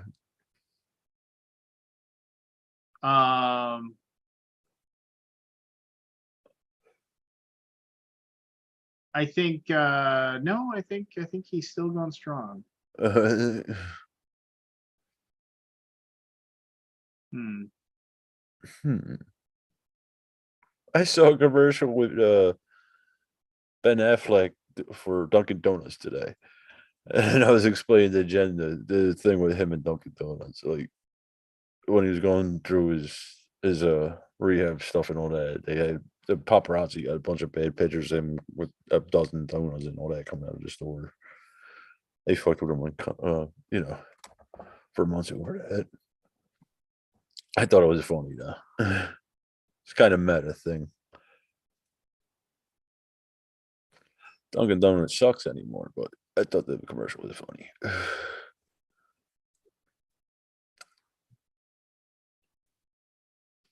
So Trying to. you're trying to what? No, I'm just trying to think of. I was thinking about conventions. I was kind of lost in my brain there for a second. Is your is the kid going to any? Gen Con likely. You know, I'm gonna make her work the booth. She had fun last year. Yeah, I'm sure they have events for it, right? Like the D&D panels and stuff, right? Well, yeah, but I mean, Or is she just going to work the booth all the time? You sleeve labor, motherfucker.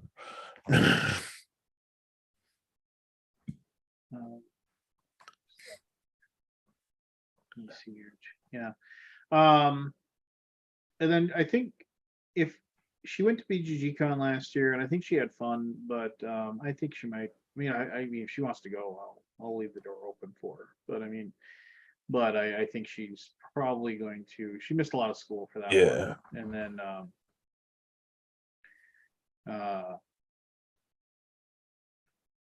it's one of those things where it's fun to have her there, and we definitely played a lot of games and what have you. But it was one of those things where I don't know. It's not as the grandeur isn't there that Yeah. that Well, you got one more to go. yeah. A couple more years. So trying to remember other things.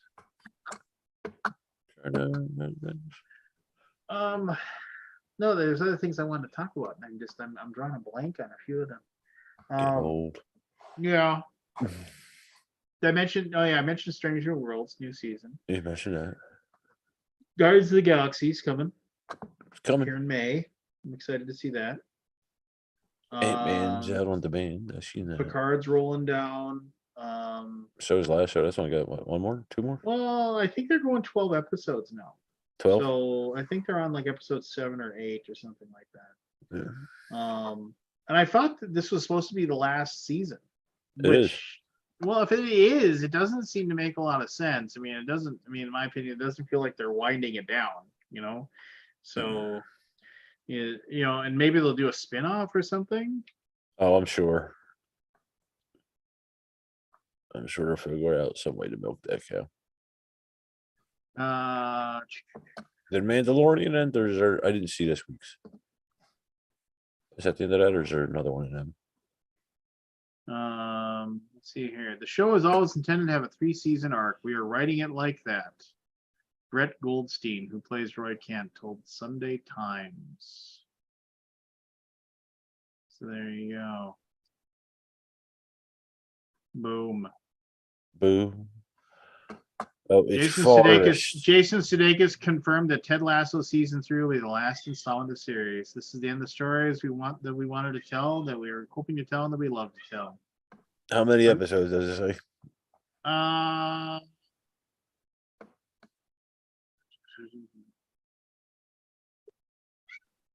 thought it was 10, but I could be wrong. Yeah, I don't know. Yeah. We'll see. Jen watched that The Offer about the making of the Godfather movie.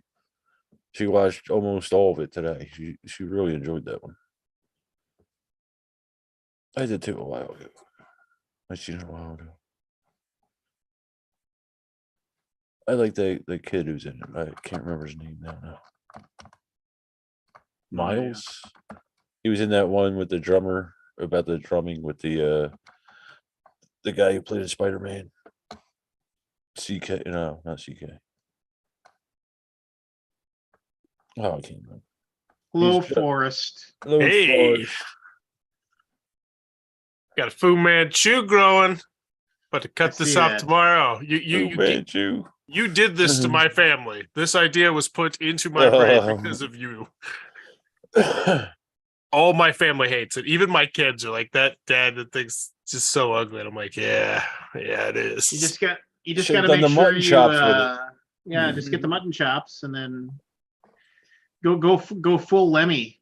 No, it's gonna go. I think I'm Get gonna the take sideburns down to and then go the Hetfield, baby. No, I'm going creepy mustache next. Keep that for maybe a week, and then just back to just naked face because I can't grow facial hair. Like, ooh, I'm guessing it was. God, I must have been. I mean, it's like 25 or 26 years ago now, and that was. And I had a full beard back then. And then Metallica came to town, and for the concert, I shaved that. You know, I just took it and just and I went Hetfield for the thing, and I hated it. I hated the way it looked, but I Did you get compliments on it at the concert? Yeah, people are like, yeah, you know, just but I hated it. So I mean, I just let it grow back in. But that's literally like the last time I've seen my chin. I don't know, Forrest. You either look like a 70s rock band or a porn star. One or the two. My wife hates it. She doesn't like to kiss the facial hair, and I've noticed there's less intimacy. Just like the kissing and whatnot, because she's like, I just don't like how it feels. And it's like, yeah, I don't like that. My wife's the opposite. She says, I don't like your face. Keep the facial hair. I shaved, pretty much once in the time we've been together. She does not like that at all. My wife's never known me without facial hair. Like, she's never seen me without it, other than pictures. No. I had it because of the respiratory things in work that one time. I remember it was one of those things where for my wedding, I just had my sideburns, and my sideburns were not big mutton chops. I just had my goatee, which I trimmed pretty short, and I just, you know, and I shaved everything else, and then and then right after that, right, I just let my beard grow back in, and then but I would also, like, for the longest time, I would just basically shave down like this, and I just had the big goatee and then just two big long sideburns. And my wife would always just tell me, "Why do you bother? It's like literally 2 inches of hair on either side that you get rid of." And I was like, I don't know, I kind of just like the way it looks, just with, like, you know, I used to cut the sideburns just right at the jawline, just zip, and just be like, and I just thought it looked cool. And then she just was like. And then one day I just didn't cut it, and then one day I just got lazy. So I don't know, you kind of look like the Foo Fighters drummer as far as talking, or like I said, a 70s porn star. Well, I've gotten one compliment on my facial hair since I've started growing it from only one person. Then I was like, because whenever somebody says something, I'm like, you being serious? Because I think it looks like crap. They're like, yeah, I was just being nice. But there's been one person like, no, I actually like it. So, yeah, I think it's pretty unanimous. It is not. No one in my life is a fan of me growing face on my hair, and it's so splotchy. Growing face on my hair. I'll be right back. Like this part right here, I haven't shaved at all in like months. That's the most I can get. It doesn't look good. That's it, dude. If you're gonna hear with me on mine, I wasn't blessed with it. I wasn't until later on, about my 30s, I guess. Played a new game. Talk about that. Well, no, it's not new. It's actually old as dirt. What, a board game or video? New to me? Yeah, I got a bunch of really old games from a hoarder one time, and This is one of them. It's a spin-off of Scrabble called Scrabble Up, which I can actually show you. It's pretty interesting. I think I've seen that played. I think my wife has it actually. Yeah, it's this big chunk of plastic right here. And how it works is either two players or two teams have letters on the side. And so you're looking at your opponent's letters to try and find a word. And then as soon as you find a word, there's like this little red ball that goes in here. And then it rolls all the way down. And in that time period, the other team has to think of a word as quick as they can using your letters. But you have to start with the top letter. So it's difficult. It's not just like you could spell whatever you want. You have to look at the top letter, make a word using that as your first letter. And then the person that fills, and then when you make a word out of the other team's letters, you take those letters and physically put those on your side. So your side goes up. Likewise, they take your letters too. So it's kind of like a tug of war style thing. And then to begin each round, you both just get one random new tile, put it on the top, and then you start it over. It's interesting. I'm not the biggest fan of spelling games, in particular Scrabble. I just think there's a lot of built-in problems with, you have to be on even skill playing levels. But it's fun. It's like a 5-10 minute little spelling game. I can see why it flopped though, because it's a big chunk of plastic. So I imagine it was not the cheapest when it came out. Probably not. Scrabble Up, Lance. Did you ever play it? The big Scrabble spinoff that was released in 1996. Currently ranked on Board Game Geek, a very respectable 22,888. Respectable. Next to the Christmas game and Masters of the Universe board game from 1984 and Risk Office Politics. I've never heard of Risk Office Politics. That's a real game that was released. Wow, how about that? That's a real game. It's a thing. No, but you know what I mean? Like sometimes with board games, there's like fan-made spin-offs where it's like, oh, it's, but no, this is a Hasbro. It was like, you know what? We need a Risk about office politics. Yes. I now legitimately want to acquire this at a Goodwill someday. So, Forrest, 16 hours to go on Tabletop News, fully funded at $165,000.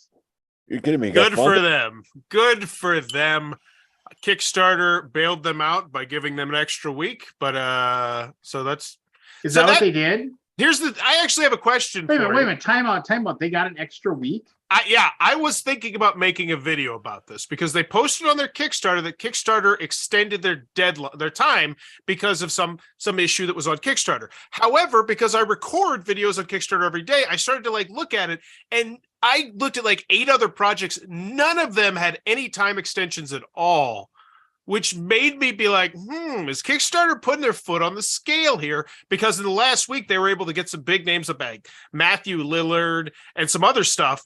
They were really scrambling and they got it pulled out, but it definitely looks shady. And I'm like, should I do some investigative journalists? And I was actually thinking about doing that, going through all my videos, because I've never heard of a company getting extension. Is that normal? Have you ever heard of that, Lance? I've never heard of that before in my life. Yeah, isn't that wild? I need to make a video on this. I need to stir that pot, baby. I gotta check it. But yeah, I looked at 8, 9, 10 other projects. None of them. They all ended on the correct date. This one, they got, I think it was a week or something. Did they put that in an update or something, or what did they say? I think it was mentioned. I'll take a look at it, man. I was going to work on something else, but now I got my juices flowing. Tabletop Games Kickstarter. Yeah, because they got a substantial extra period of time, and it paid off for them big time. Tabletop News. Yeah, I think it was in the comments, but they don't have too much comments aside from, I'm so glad you did it. Just the celebratory stuff. Forward Fund. What is that? That's a new logo. There's a new little icon underneath that. Interesting. So what? Matthew Lillard came in to give him money or something? Jesus Christ! Can we talk about this? I hate it. So they did a bunch of live streams. Good. They're grinding as hard as they can to try and get it. I'm not that's awesome. And quite frankly, I'm glad that this is coming into existence because it'll get more people into the hobby, and more people in the hobby. A small portion of those are going to come to my YouTube channel. I always look at it from that perspective. The better the hobby gets, the bigger the hobby gets, the more people are going to find me and say, that guy's weird as hell. I like him. But they were playing like Operation. They played Pretty Princess. They did a live stream with like a guy from like one of these big tabletop role playing game podcasts. It's like what? Like what games?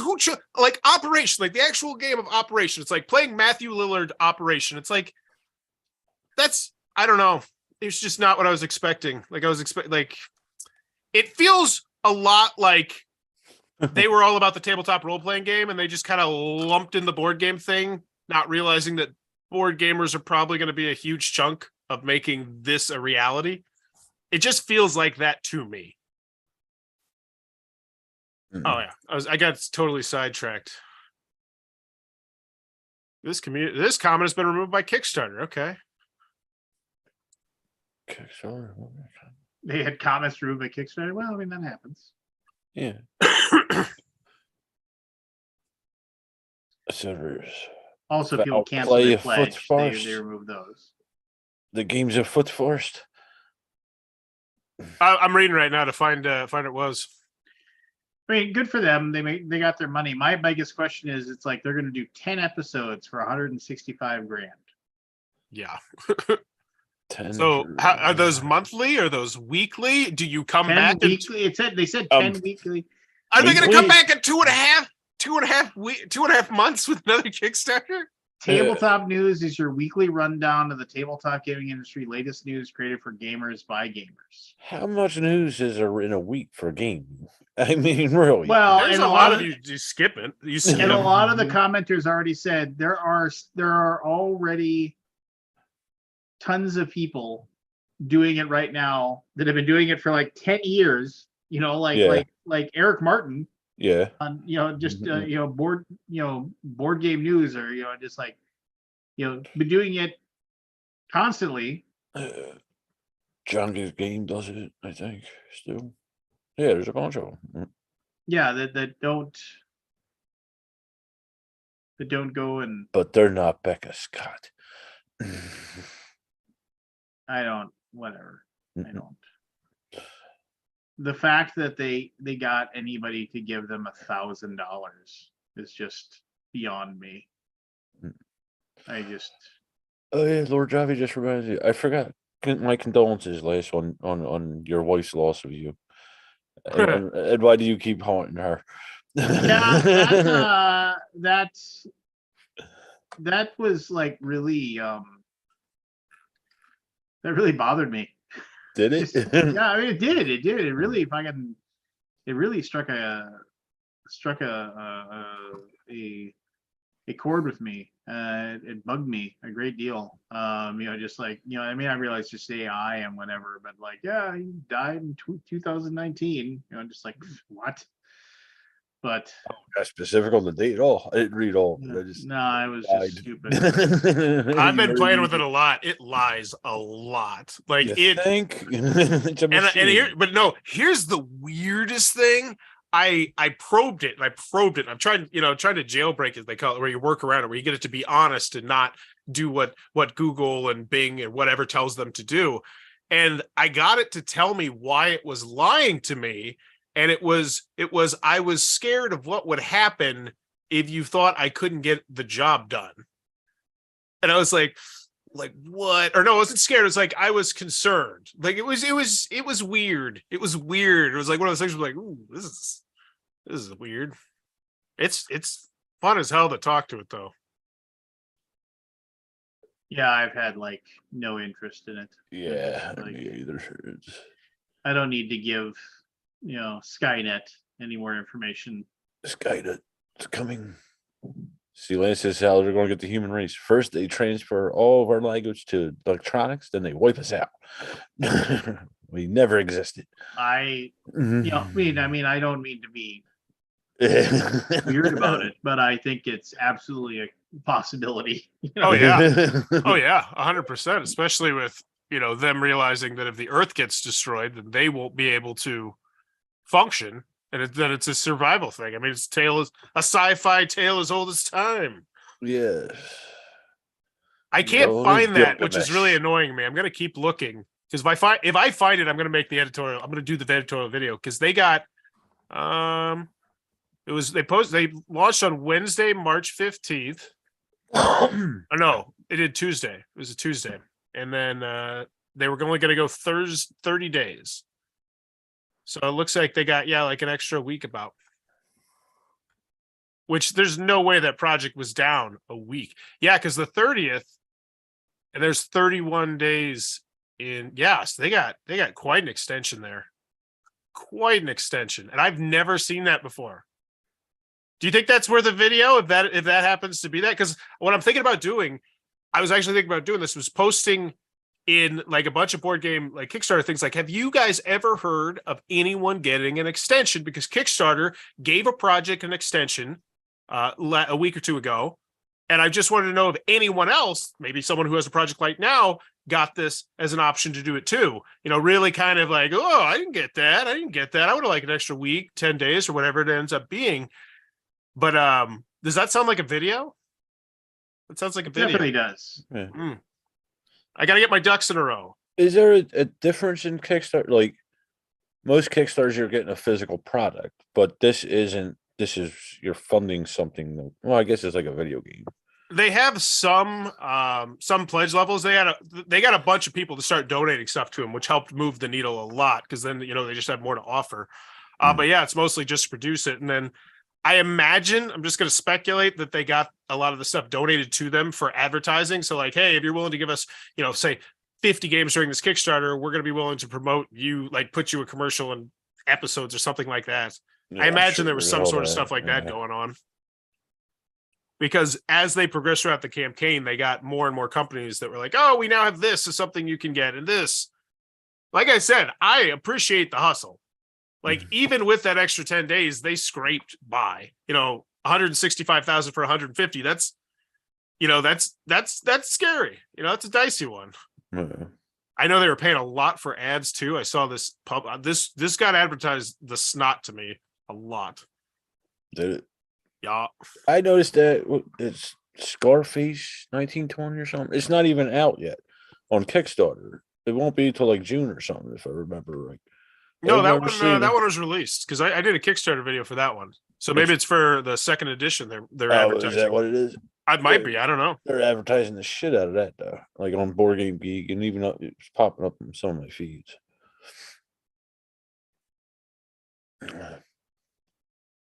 Looks like an interesting game though. Oh, here it is. Here's the date that it was supposed to end. It was supposed to end for what the hell is it? 4/13. Is that it? So a week extension. That's a huge fucking extension. Like that's a lot. That's a lot. Well, if they went to Kickstarter and said, yeah, they'd be like, yeah, well, Kickstarter has every desire for them to fund whatsoever. Yeah, they get the money. Yeah. But I've just never when I read that comment, I wish I would have just started on it when I read that. I've never heard of that. I've just never heard of anyone getting an extension. Maybe everybody's never thought about doing it. I don't know. It's just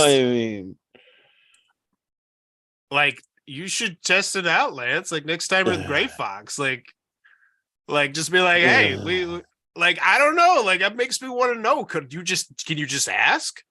Like, did you just send an email, say, hey, we got a lot of things lined up in the next week. Give me an extra week.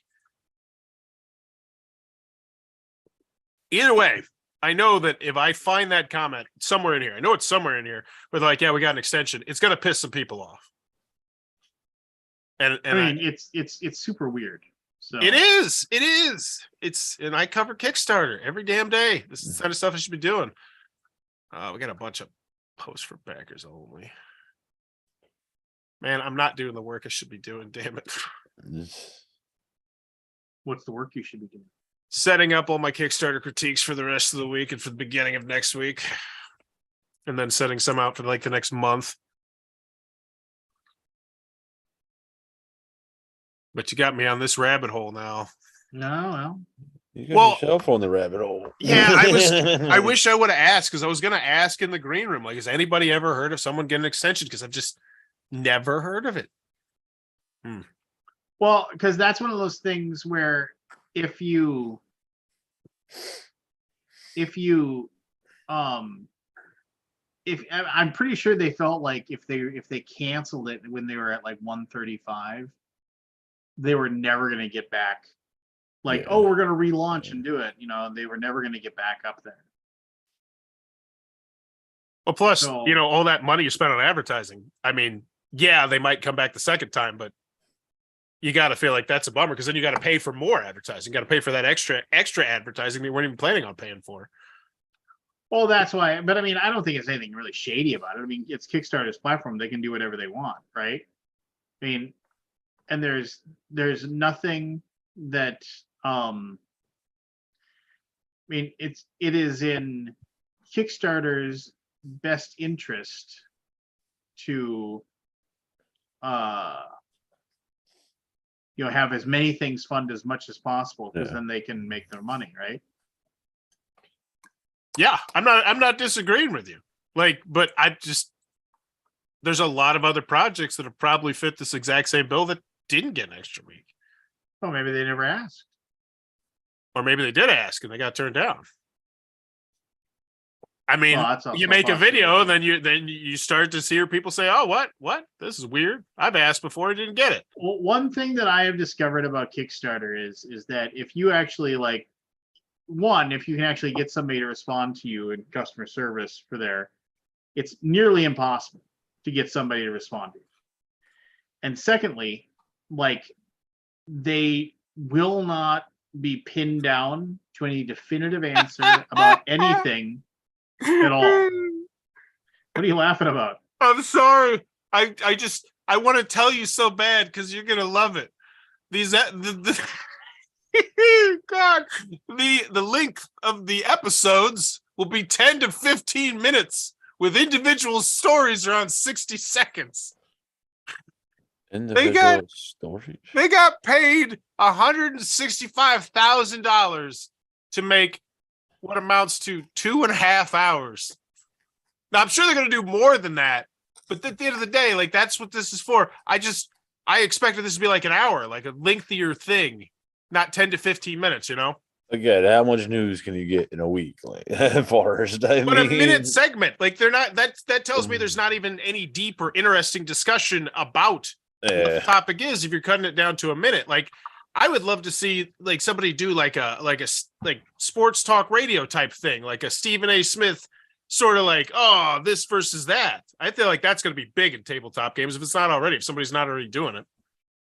Sorry, Lance. Go back. You can get back. I just thought you would enjoy knowing that they're 10 to 15 I mean, episodes. what I said is true. I mean, there's no. They will not. They have Kickstarter does not have any sort of definitive, all-encompassing policy for anything. It is leave it flexible. Yeah, no, I mean it's just they will do whatever they think they want to do for any situation depending upon whatever is best for them at that time. Because the moment that they have a definitive this is how we're going to handle these things. If this happens, then we'll do X. The moment they say that, it doesn't allow them to be locked down. There were I mean, I'm not going to go too deep into the weeds on this one, but there was an email chain between somebody fairly high up within Kickstarter, and that's the other thing too. Being able to talk to anybody with any real whatever in Kickstarter is nearly impossible.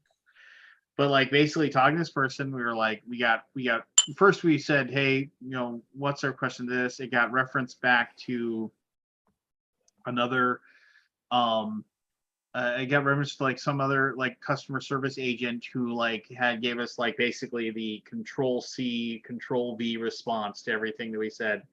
And then we basically asked a granular enough question that we actually got in touch with somebody that was What's granular mean? Highly detailed. Okay. Yeah, Aldi is at Aldi is at He's with his real friends. yeah, he's at the gathering. But anyway, so we got an actual like person who's pretty high up, and then basically like we're like, hey, how does this work? And then we got a response. And the response wasn't like this is definitively how it works. It was like, Kickstarter, we use our best judgment in these cases to do X. And then it was something like, well, what about this situation? And like that was kind of like a another like not non-definitive but explanatory it was a good explanation, but it was non-definitive. And then it was back and forth 4 or 5 emails. And then I asked an incredibly specific question saying, what do you do when this happens? And like this guy was emailing us back like every hour. Boom, boom, boom, boom, boom, boom, boom. I asked an incredibly specific question. Okay, that's fine. But what about this? What do you do for this? And then nothing. Like just basically stop responding to our questions, stop responding to anything that we say. Yeah, basically. And then like the next day I said, hey, sorry, I don't know if you saw this. Could I get an answer to this question? Nothing. It was just like they were just like, and we're out. Because we're never get back to you? No, never.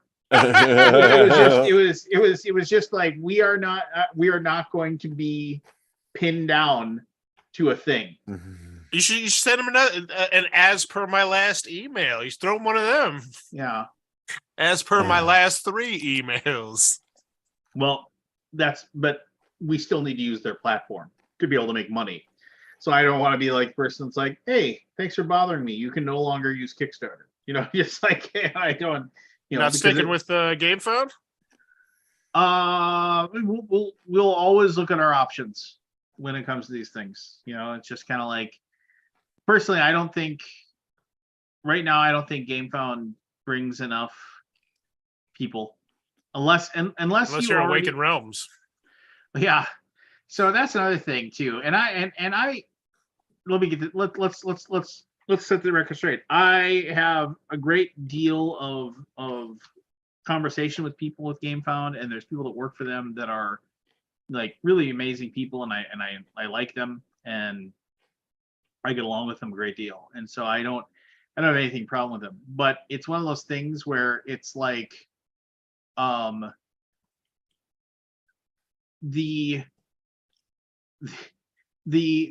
thing that they're like saying, oh yeah, we're going to we're going to like try to they're offering up a lot of things where we're gonna push your stuff and whatever like that. But it seems to me like the stuff they're pushing is a lot of like their own things. It's like, I don't know, it's weird. It's like, yep, I felt like that way the whole time. Like I feel like 100% it is Awakened Realms, all of our crap, some big IPs that we can snatch up. You when you first come here that very first time, and then just garbage that's going to make $3,000 to $10,000. Not garbage, but just small stuff that's not going to make stuff, or it's not even going to make its money back. And that's just based on me looking at GameFound nearly every day to like see if there's content for me to make there. Like, how off are you on your assessment on there? Like, what do you think about that? I think that we did a lot of hard work pushing Last Light and trying to, and then we used GameFound because we thought we would have better control over the comments section and being able to process that thing, so we couldn't have a bunch of boo birds show up and just try to take a shit on us. Did it work? And we did. We definitely had more of a control over those things. And we definitely, like, the one thing about GameFound is that if you have a question or if you have a complaint, you talk to somebody directly. And it's just like, nice. And it's one of those things where, no, seriously, like, I mean, Luke Pryor is a great guy. He's in the UK, but he's like the US accounts guy. And I like how that sentence sounds before you add the last part. He's a good guy. He's from the UK. no, I mean, No, that's the one. That's the one kind of bad thing about it is they don't really have a U.S. accounts guy that's in the U.S. He's in the U.K. So like you have to deal with a little bit of a time distortion there. But he makes himself available and he does a good job. And he's very knowledgeable and he knows what he's doing. And it's just one of those things where it's like, oh, hey, Luke, do you got some time for me tomorrow? I got some questions. Yeah, sure. What time? And he gets on a Skype call. You talk to a real person. You say, hey, how does this work? How does this work? And if he doesn't have an answer, he says, I'll have an answer. I'll go to my bosses and I'll have an answer for you as soon as I can. And usually within a day, I get an email saying, hey, these are the questions you asked. Yeah. Here's the questions you asked. Here's the answers for you. Yeah. If you have any follow-ups, let me know. And then you go from there. It's whereas Kickstarter, you'll never get that. You'll never talk to a person ever. I mean, it just doesn't happen. And I've heard that from people that run, multi-million-dollar campaigns at Kickstarter. Nobody they get emails and that's it. Just unless you tabletop news, they got the email back about that. They got the email back. They got the week off, week on. I mean, yeah. So I want to ask you from someone who definitely is probably put in the research. What are your thoughts on BackerKit? Pros, cons? I don't think that's ever going to take off. I agree. Why do you not like it? Or why do you not? Yeah, both. Why do you not like it? Why do you think it? Well, I guess you could say why do you think that? I mean, the thing about BackerKit is that I have used it as a a backer kit, right? As a pledge manager, which I think does a really, really good job for. But I mean, it just doesn't have the following. It doesn't. I mean, it just doesn't. Nobody thinks, oh, hey, I'm gonna go try to get my thing funded. I better go to BackerKit. I mean, nobody. I mean, GameFound had to and the thing is that GameFound had the ability because they actually had their own stuff that they were going to launch on GameFound that allowed them to drag their thousands upon thousands of followers into their system, and then they became part of that system, and then they were able to email those people and say, hey, here's some other board games that we have. BackerKit admittedly has a very good system as far as using it as a pledge manager, which the one thing about that is I don't understand is that BackerKit, and people are willing to do it because of the fact that BackerKit allows people more, you collect more money or whatever. But I mean, BackerKit takes a percentage off the top of the people that you bring in to begin with. I don't understand. I mean, that's our biggest thing with using GameFound as a pledge manager is that it's we'll use GameFound as our pledge manager because they don't take any money. And did you see now that they're changing that though? I did not. So it's deep in the weeds. So GameFound now is starting next month, middle of May. For the longest time, GameFound, you could use their pledge manager. I mean, literally for the last 3 years, if you use them as your pledge manager, they didn't take any money. They just gave you the platform. Admittedly, the platform was a little bit of a bear to wrap your brain around and make it work. But excuse me. But once you got it working, the money you collected was yours. GameFound didn't take a cut. And but now come May, they're gonna start taking their pound of flesh. Unless you're in GameFound, is that how it works? Unless if you do your crowdfunding through GameFound, you don't have to. And you tighten the screws. I like it. That's a good move. Yeah. So force people into the fire. I don't think it's going to work. I think people are going to go back to Kickstarter, but I like the move. I mean, what do you think about that? I mean, I don't know. I mean, it's just we'll just have to watch it and we'll have to make up our mind as per the different as far as whichever product we're going to do, and then whatever we think is going to work as far as for us in that particular situation. So we definitely are not going to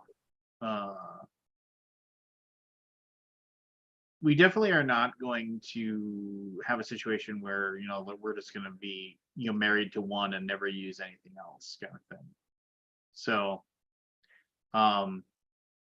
that's, you never want to do that as far as that is concerned. You want to make sure that you keep your options open.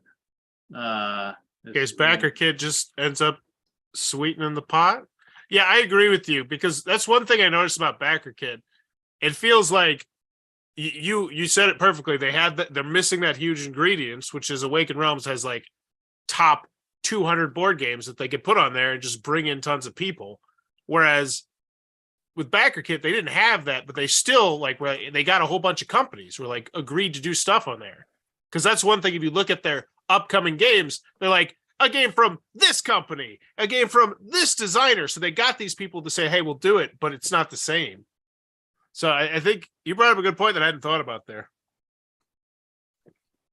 I don't know. I mean, it'll be fine. I mean, it'll be one of those things where they'll make their money. They have 2 projects up right now. Yeah, I mean, backer kit it's so weird. And I find this so weird that like the company Pledge Manager, who basically started the idea of the Pledge Manager and actually owns the website pledgemanager.com, is like the Pledge Manager that nobody uses. It's like, I mean, remember it was like Pledge Manager, Backer Kit, CrowdOx, and GameFound. And CrowdOx got bought, or they merged with Backer Kit, if I'm remembering correctly. And then so CrowdOx doesn't exist anymore. And so I mean, I don't know of any other Pledge Managers. Do you? Nope. Not that I can think of. So I mean, but Pledge Manager is still around, and it's just so weird. It's like, Pledge Manager just wasn't as popular as somebody else. I mean, Backer Kit kind of just, I mean, the user interface, whatever, was just one of those things where it was just better. And so that's why Pledge Manager kind of vanished. Well, I mean, it's still being used, obviously. It's not vanished. Shouldn't say that. But there's looks like they're doing big on the plushies. I'm looking at they're coming soon. Ooh. 2 of their top ones are Parrotlet Plush Pals, which are these plush birds, and then Griffinch plushes from another company, launches in 5 days. Oh wow, there's rival plushes launching in 5 days on backer kits. Damn. And then in 6 days, the Akinoko Sky Climbers plushes. Yeah, there's going to be a lot of. Looks like plushes are going to be the way for backer kits. Like, I'm looking at this, like their upcoming stuff is plushes, horror classics with fancy, like Dracula, but with a fancy book, more plushes, a comic, enamel pins. So yeah, it's just they're getting stuff. It's just not. It's not the stuff that, like, I don't know. So weird. I had a buddy who he's an RPG guy, and he ran multiple Kickstarters, and I'm not going to say his name or anything like that, because I love this story. I already love it. I'm excited. No, because the wind-up is this careful. By his statement, he got screwed over by Backer Kit. Like, they told him that they were going to do X, Y, and Z as far as advertising his crowdfunding campaign, and so he launched it on Backer Kit, and it didn't fund. And he had run like 20 some crowdfunding campaigns on Kickstarter that all funded to one level or another. And then he went to Backer Kit, and then they were like, "Oh yeah, we'll do X, Y, and Z for you." And then they didn't do any of X, Y, and Z, and then he didn't fund. And then he was just like, he's like, it's like one of my things that I love being able to say was, I never ran I never ran a crowdfunding campaign that didn't fund. Well, I guess that's not the case anymore because Backer Kit fucked me. Yeah. No. You've never ran a Kickstarter that's never funded. Just treat it like Nintendo. Yeah, that's what I feel like. That's how a lot of people use crowdfunding in general. Like Kickstarter is just a cover-all. I know I find myself doing it all the time. One second, I'll be right back. You played anything lately, Barry? This week, nah. Played Taking the Ride with a bunch of kids last week. That was fun. I banned the kid from playing with me. Why is that?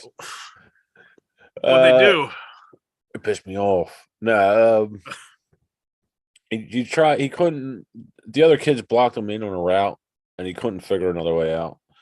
But I tried to tell him, just pick up another route card in the next turn and go from the other side of the board. But he decided there was only one way to do it and he quit the game, which is fine. But then he came back and kept bugging the other kids as they were trying to play. And that pissed me off. I'm like, nah. Yeah. Yeah. That's pretty crummy. Yeah.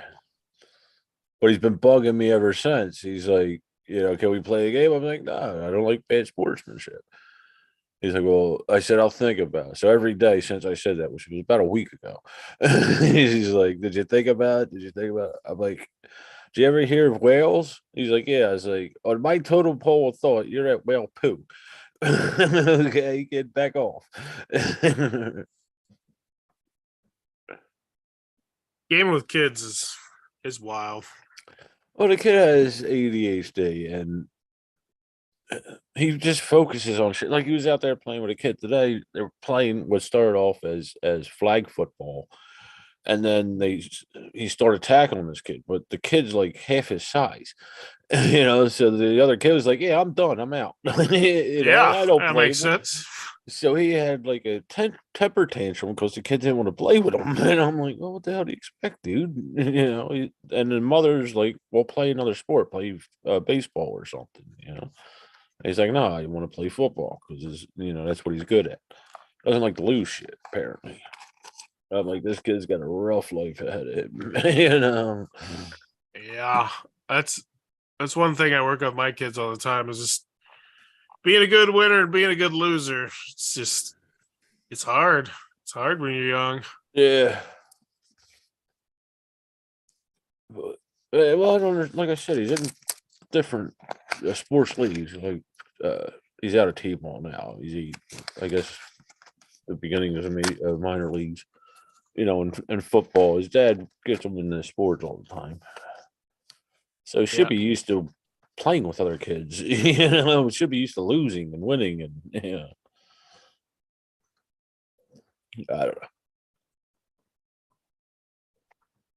know. But we had an interesting. His dad's a cop, and we had an interesting conversation. We were talking about the casino. We were actually talking about the liquor license. How around here at 2 a.m. everything with liquor usually shuts down. You can't serve anymore. But this casino down in Maryland is 24 hours. And he was saying with the cops, they have to have 2 DUIs and a drug related thing in order to pass this certain milestone.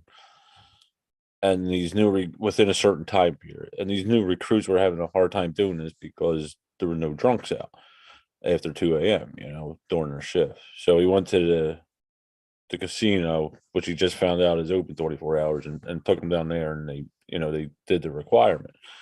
And I'm like, that's fucked up that we're requirements. That a DUI is a fucking requirement. For this cop to pass a milestone for him to move on. Yeah. That's really crappy. Mm-hmm.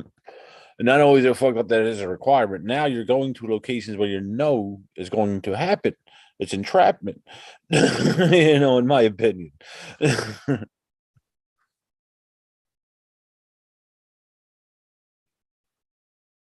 No other big conspiracies or anything that's going to drive me crazy that you try to talk to me about there, Forrest?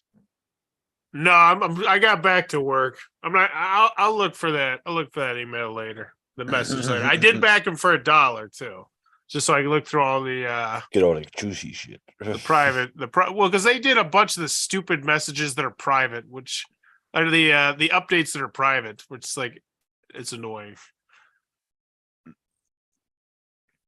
Yeah, that's like I always said, the moment you know you're in trouble is when the updates go to backers only.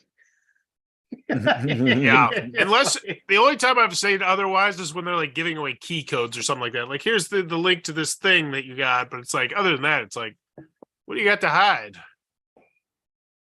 Yeah. Just Well, that just whittles out the nonsense for the people running it. People are going to pay $1 to bitch. Yeah, Most people aren't going to post in your comments anyway. Like, it's true. That is true. so I shot I shot a different style video yesterday. So I covered the what was it? The board gaming table that everybody stopped talking about. The one that had like the accusations of all the bad stuff. What the hell is the name of the company? Wormwood. Yeah, so we talked about Wormwood, right? Mhm. Controversy of the day on Twitter, and I covered it, and that got some pretty good views. That got a couple subscribers. So I saw something else yesterday where this hey, dude- whatever happened with that Wormwood stuff? No, I mean, it was like everybody talked about it for like a day, and then everything just went away. well, New news cycle. it was the Twitter controversy of the day. Like I said, like New news cycle. that's why I never worry that much because Yeah, everybody's got a short memory. Where's my 10-minute article on this on Tabletop News? I wanna. It's It'll be coming. It's 1 the minute. first It'll be article. 1 minute. And you know what? I don't want to be grouchy about this, but you know the reason why that didn't stick the landing, why it didn't stay around longer, why more people, like, as far as like, hey, it gets covered by like Dicebreaker or whatever, it gets covered by some fairly big things, talking about it or whatever. Uh-huh. But everybody's like, oh, well, why didn't this, like, boy, it sounds like this guy or whatever, this guy that runs the one thing, like telling the girl that, she needs to, take care of his problems at work. And then if she won't, is it okay if I take care of my problems in front of you, just All the do bad it. stuff. Yeah. Yeah. All the bad stuff. Right. Yeah. And it's just kind of like one of those things where it's like, oh yeah. And everybody's like, well, why didn't more people, like, why aren't they being canceled, or why aren't they being, oh, it's because they had $1 million Kickstarters and there's still thousands of people that want their tables. And they're like, whoa, hey, I want my table. Yeah, wait a year. Then we can go. Maybe there's two sides to the story. Let's wait till I get my $800 table before we start canceling, shutting anybody down. I mean, which is garbage, it's just like, but that's exactly why. It's just kind of like, well, let's not, Sure didn't hurt. Let's not jump the gun here, just like, Well, with stuff, I never like to jump the gun with stuff like that anyway. I like to try and read both sides and figure my own middle out, but yeah, if it's that important to me. Yeah, But yeah, this is where this is going. So I did another video yesterday because I saw something on Twitter. This dude, he's blocked me now. He didn't block me, but he stopped following me. We were following each other. He stopped following me. But he does like a PR manager, which I've noticed a lot more people do, where it's like, yeah, I work for like 4 or 5 companies. I handle PR and Twitter and all that sort of stuff, right? Oh, okay. And he works for like Colossal Games and like 3 or 4 other companies. Like, this is what he does full time. And he posted a complaint about a review that the Dice Tower posted, for the Colossal big box. And he posted it on Twitter. And it was, he's like getting some traction because like somebody who, oh, holy shit, there it is. Yeah. That's him.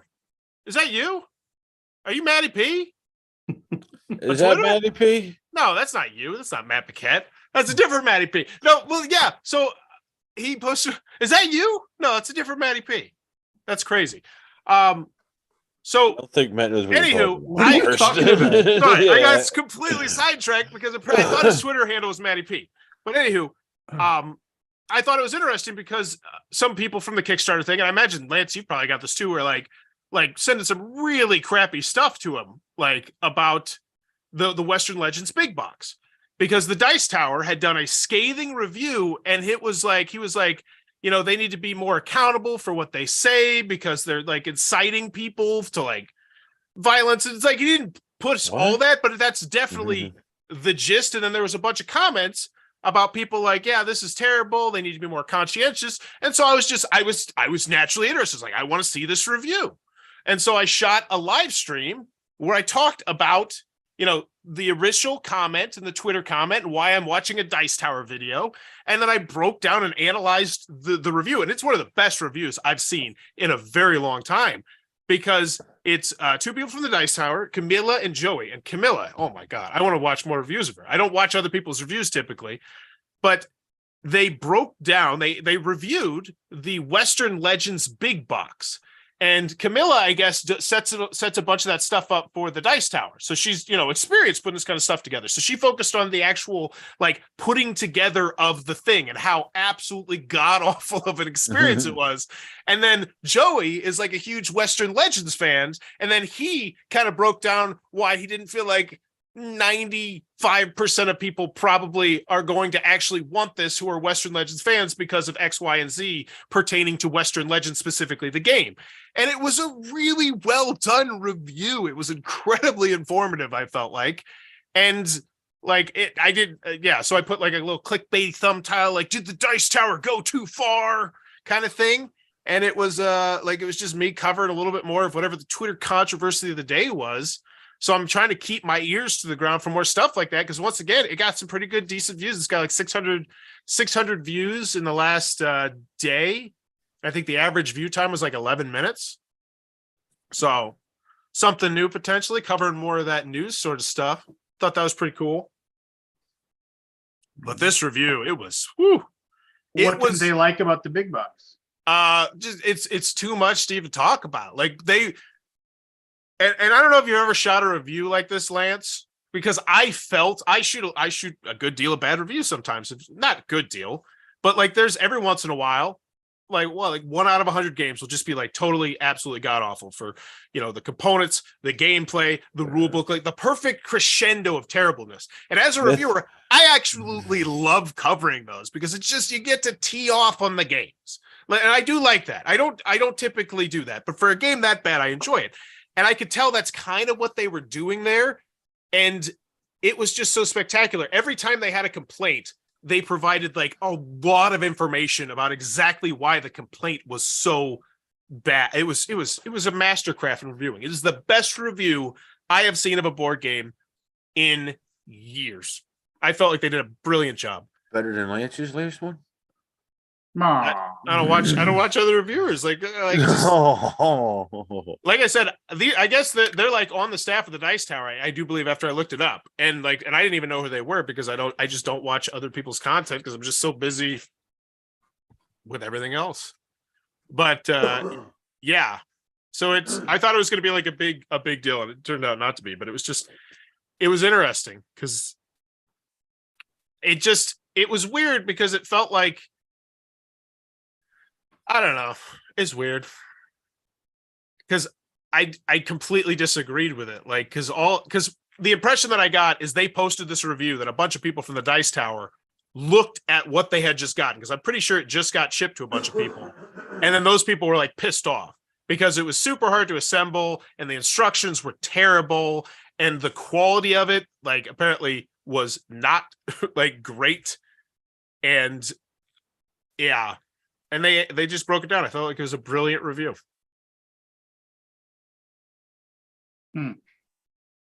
So yeah, have you seen any Twitter controversies about board games? Point them my way. I got to cover that. Well, there you go. Well, now I got Matt here, so before anybody gets tired and decides to leave, it's time for the initial. I haven't stopped yawning since I fucking clicked on here. I'm sorry. I gotta go. For like I apologize. Yeah, well, we'll do the initials and maybe we'll call it an early. But anyway, here we go.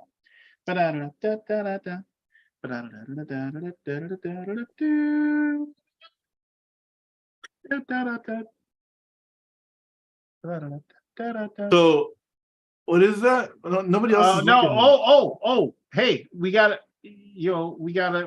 I didn't get to show you weren't here, Matt. we're gonna get T-shirts made for the Alaboom Secret Society. And would You should go. You should get one of those black and white T-shirts. Lance and Forrest and Barry and. Oh, I know what you're talking about. Yeah. But here. This. Somebody whipped this up for us in like 5 seconds. It seemed like I should. But there you go. You can see it. You notice the ASS? No, Yeah, I didn't. That's funny. Yeah, That's see? Yeah, it's because it's ass. Remember, I used to love watching the Hillbillies, and it's like when Buddy came by the house, he's like dwindling Granny out of some money, and he says, she says, how much can I donate? He's like, well, as much as you'd like. And who should I make the check out to? And he says, it's the charity for humans. Oh, sorry, for charity against. It's like this long acronym. She's like, oh, that's awfully long. It's like, you can just use our acronym, CASH. Yeah, I remember that too. Yeah, and then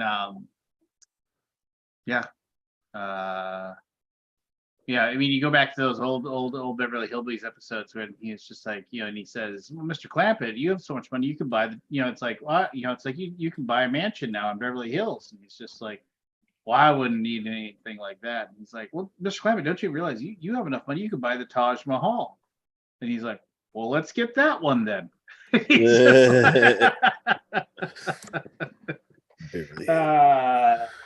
used to like the old, I like that. Buddy Ebsen. I'm sure they're canceled. Buddy Ebsen, man, yeah. Max Baer. The movie was okay with Avern. Avern, that the guy? Was it what's his name?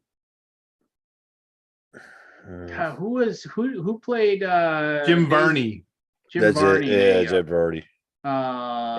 Rest in peace, man. Taken too soon. He died of cancer. Cancer sucks. Yeah. Also, the voice of the Slinky Dog. Yeah. On Toy Story. You're right. Yeah. He was. Yeah, I mean, and when he was on Roseanne for a little bit too. Yeah. Yeah, and then he had the whole thing where he Woody disappoints him. He was like, Damn, Slinky Woody. Dog was, and Woody disappoints him when he plays the trick on Buzz to get him knocked out the window or whatever. And it's just like, and even the Slinky Dog is just like, I'll see you around, Woody. And he's just like, he knew he done screwed up. Done screwed up. When the Slinky Dog, his best friend, didn't want to hang out with him anymore. Oh, Lance, we had a really good RP session tonight. Oh yeah? Yeah, it was great. What made it great? It's just the great part was the conversations that happened between characters. Yeah. As opposed to me always being the straight man kind of thing. Or the other party talking. It is nice when you're able to have when you can just not say anything for 20 minutes. Yeah, well, it wasn't quite that long, but yeah, it was great. It was really nice. All right. Here you go. Wait for it to come into focus because that makes it that much more exciting. Oh yeah, the anticipation. AE. Oh AE. man, I thought it was going to be BR. No, well, it isn't. BR. Did you see, before we do this, did you see the Kickstarter campaign for the Iron Maiden figurines? No. What's this? Iron Maiden? Are they If they got an Aces High, I gotta get in. Aces They're High is fucking beautiful. the Aces High album. First of all, I love the album. Secondly, but the Eddie for Aces High in the cockpit of the plane. Yeah. The only ones I've seen so far so are Number of the perfect. Beast, Trooper, Peace of Mind, Trooper. and the Western Clint Eastwood one, whatever that is. Seventh Son. No, that's Magnificent Seven. No, that's not. I don't know what album that was. I think that was after I stopped listening to them. Yeah. Anyways, All right, here we go.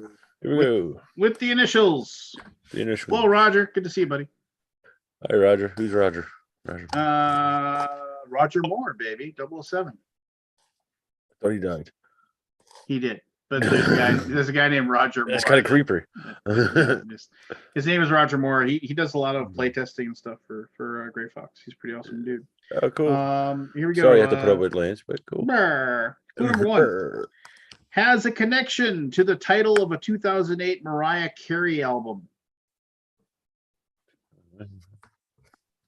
Partially seen on the album cover for Sgt. Pepper's Lonely Heart Club Band. Number 3. The villain in the Mega Man video game franchise was inspired by him.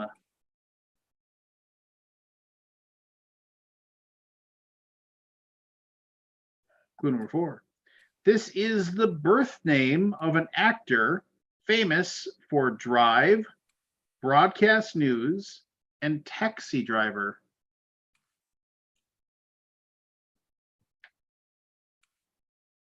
Clue number 5. This German had a noteworthy hairstyle.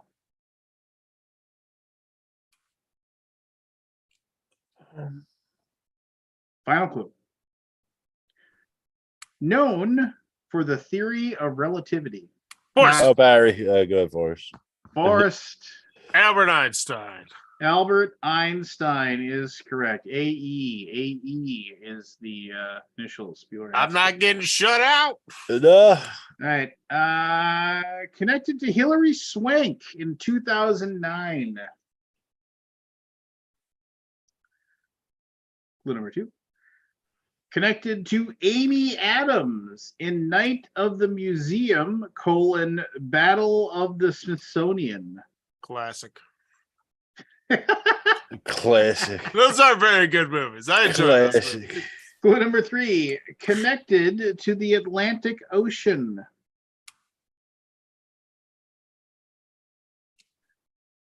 Clue number 4. Born in Kansas. Barry. Go ahead. Amelia Earhart. Amelia Earhart is correct. She was in the Night of the Museum, the second one, yeah. Oh yeah. Never saw You the see, second like one. you see, they did a recent thing. You haven't where, lived, Matt. You where, haven't lived, man.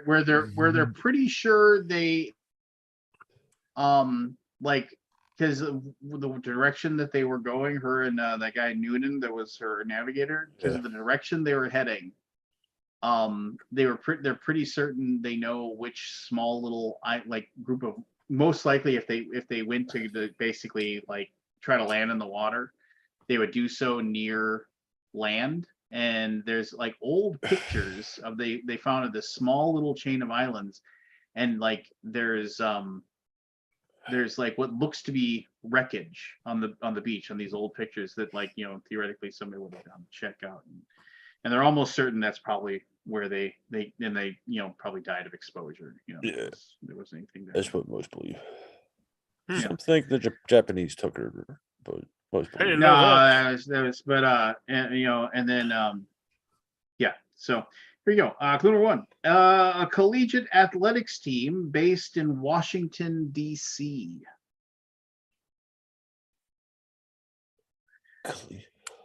Founded in 1977 by Mark and Jerry Silverman.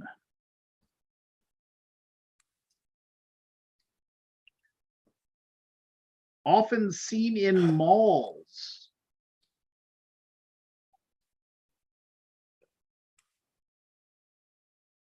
Known for polos. Forrest. Go ahead. American Eagle. American Eagle is correct. Yeah. It's a bad clothing place. Oh man, the worst. I feel like every time I go to the mall, it feels like nothing but way too overpriced clothing.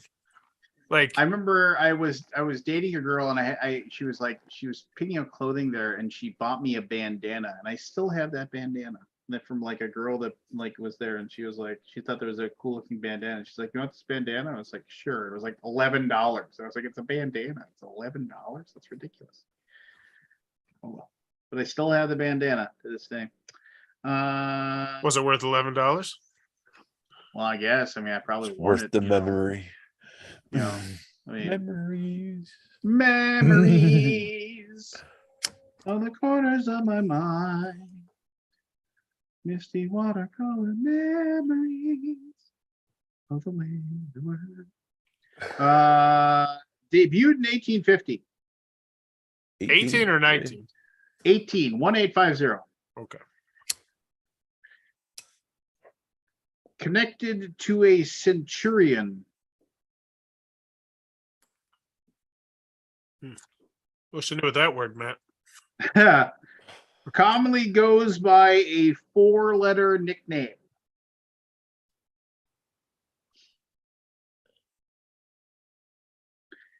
Its logo is blue and white.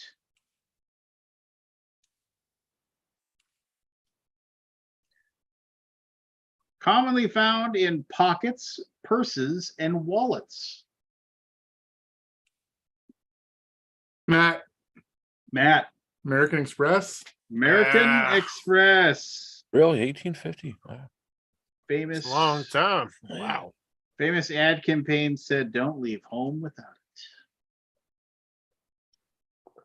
All right, here we go. Connected to bulls and cows. Bulls, B-U-L-L-S. Connected to bulls and cows. The words bush and forest are sometimes in the middle of the two words.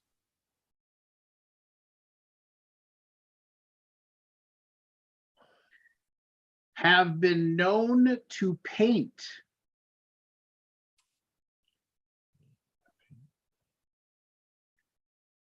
They are gray.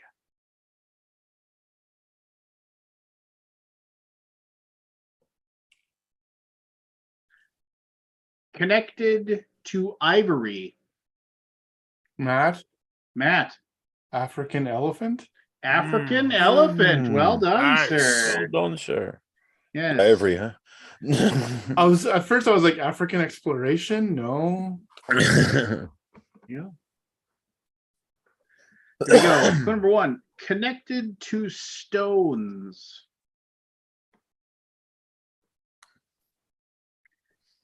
Debuted in 2019.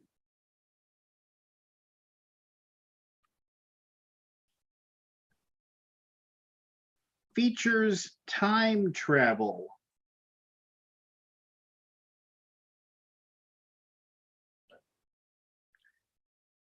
Features Clint Barton, Steve Matt. Rogers, Matt. Avengers Endgame. Yeah. Avengers Endgame. Endgame, yeah, Yes, that's what that's it is. it's correct.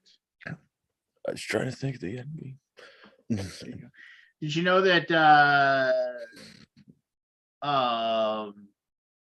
like as far as like the final moment where he says I am Iron Man and he snaps his fingers is like He what had did lived that. what? He had lived it. Well, he ad-libbed that, but no, that was the actual line. But like it was something else that he was supposed to say. It was Yeah. something more like in tune with him being smarmy. I forget what it was.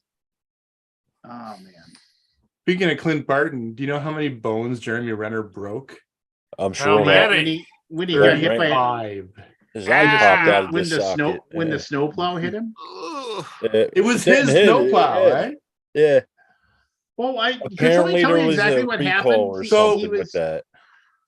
I guess he had put it in park and his nephew was in the way. It was his snowcat. And his nephew was in the way and he was outside of it, I think. And it was coming towards his nephew. So he ran over, threw his nephew out of the way, and got schmucked. Oy. Yeah. Yeah, but I heard his isn't the first case of that. There's a couple incidents with the cats doing that. I guess it went into drive on its own or something, I guess. or neutral. I don't know. That's scary. He's Ooh, lucky they're to be making a alive. Carson City. Carson City's coming back to life on Game Found. Oh, is it? Nice. Okay, Now I next. want to see. We just played Pioneer Days tonight. Man, that needs a reprint expansion. Somebody pick that up. Mhm. You remember that one, Lance? Which one? Pioneer Days. One where the dice You roll the Oh dice. yeah, I love that game. It's good. Yeah, me too. So good. I want to say like we played it tonight. Yeah, it's a good game. It makes the second to last person drafting having to make a really good, like an agonizing choice, Yup. because the last person can screw everybody when they take their die. But who are you gonna? Yeah, it's so good. Yeah, So many different ways to win. it does last a little bit too long, but other than that, it's okay. All right, connected to Batman, Superman, and Spider-Man.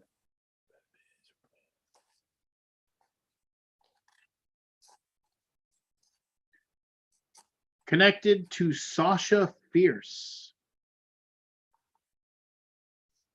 Is it? This is Latin.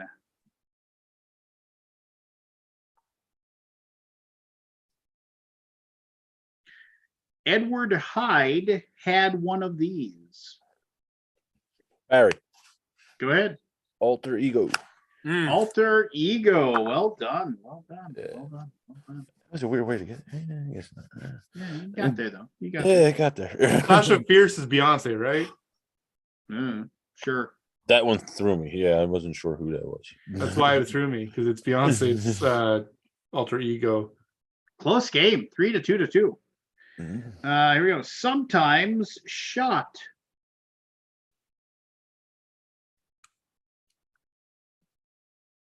Sometimes written.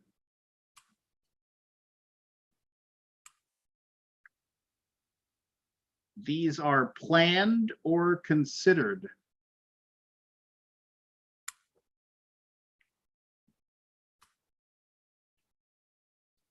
Matt, Go ahead. alternate ending. Ooh. Alternate ending is correct. Oh. There you go. Goes up to Nice. 4. Ooh.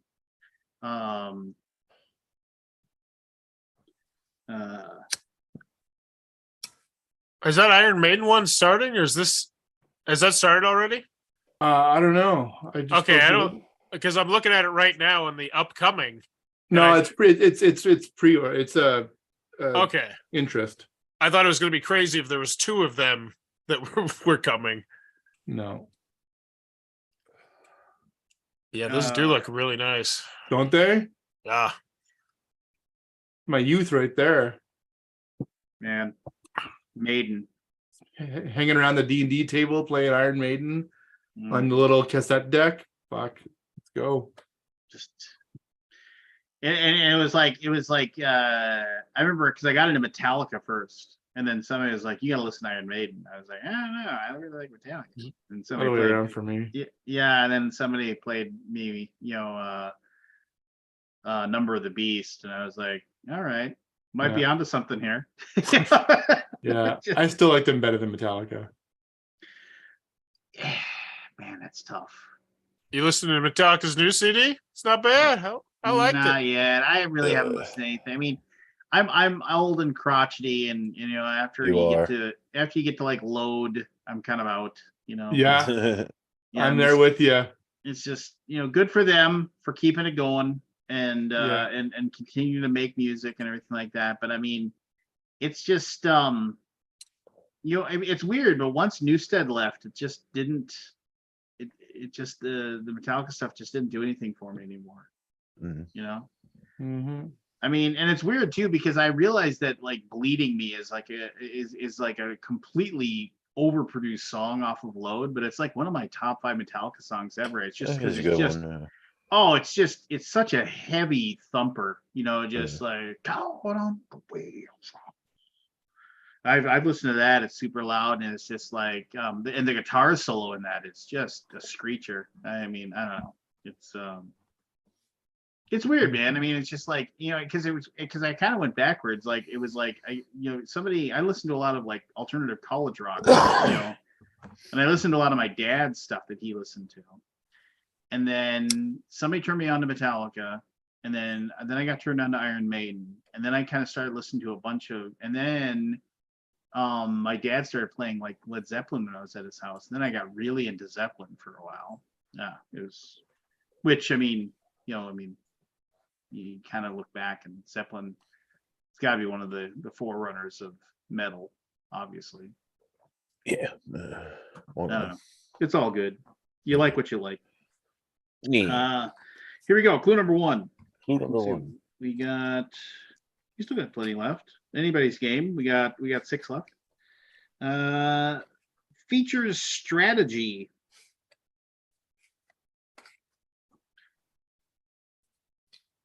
Connected to servicing and acquisition.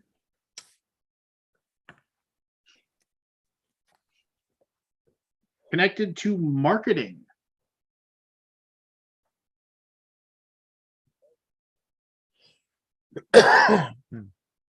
Pete Campbell was one on AMC's Mad Men. Matt, Oh, Go ahead. good. ad exec. Adding that. Eh. Oh, no. Connected to sales.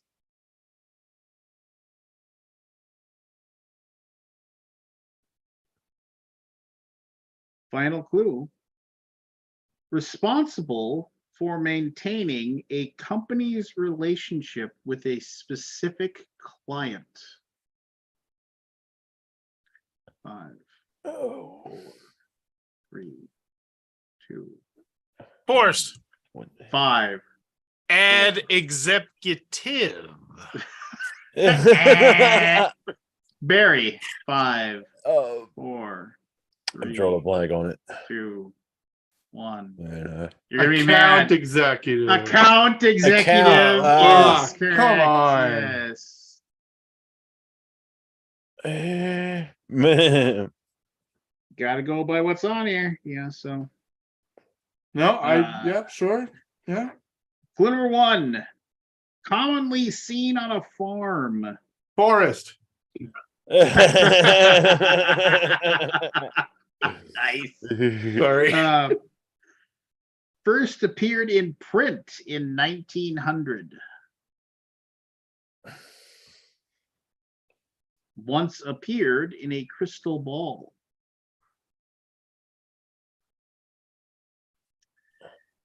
The end of the first word commonly end. Sorry. The end of the first word commonly end. Oh my gosh. Come Start- on, Lance. You can do Here it. we go. I know. Give me a You second. can do it. Here we go. The end of the first word commonly adds IE. Barry. Go ahead. Annie M. Annie M is Wizard correct. of Annie M. Oz. Wizard of Oz, baby. Had a close encounter with a tornado. Nicely done, Barry. Yeah. All right. There's one of Never those would have one- got that one. Jen watches that constantly. At least twice a year. So- Appeared in Aaron Brockovich, Paycheck, and Any Given Sunday.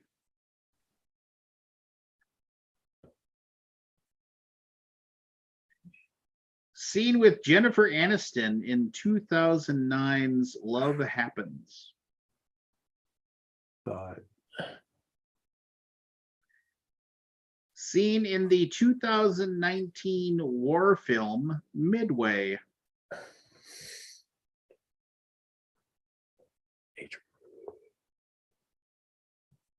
Was President Benjamin Asher in Olympus Has Fallen.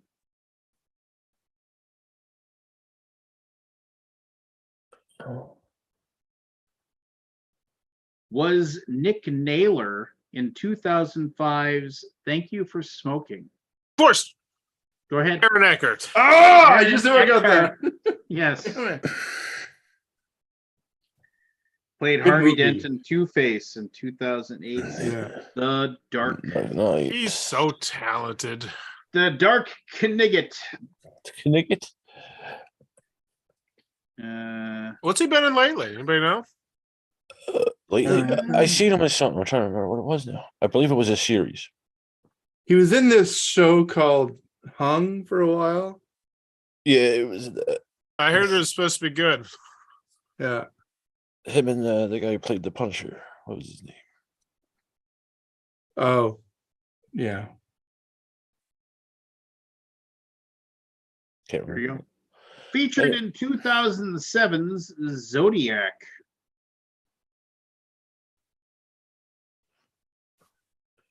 Once had a bird nickname.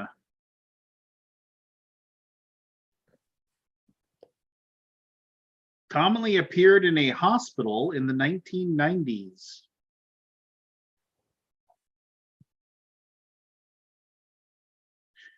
Was the #1 overall pick in a professional draft.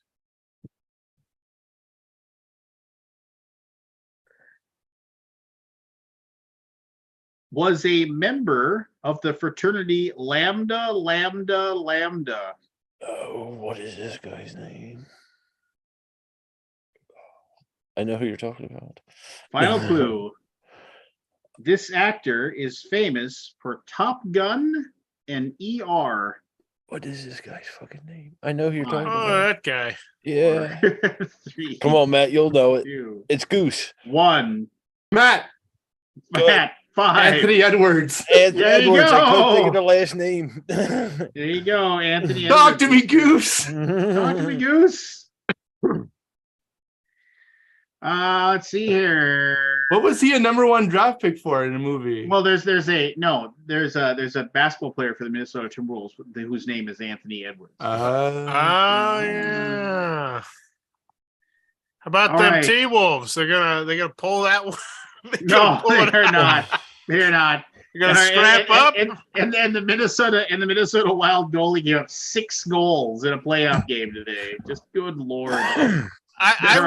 I would like Get her you off to with an discuss- empty net. I would like to hear from you what it was like the day after Punchgate, where you lose your 2 of your best players to 2 separate punching incidents for the play-in game against the Lakers. Once we get done with initials, I want to hear how the sports radio handled It's that. just like, what? Are you kidding me? Are you just, 2 punching incidents in one game. just so dumb? You gave up so much for Gobert. So Yeah. much. Well, it's like 8 picks or whatever, and it just doesn't sound like he fits with the team at all. You know, it's just like, I don't know. It's so weird. Here you go. Special connection to cats. Connected to a river.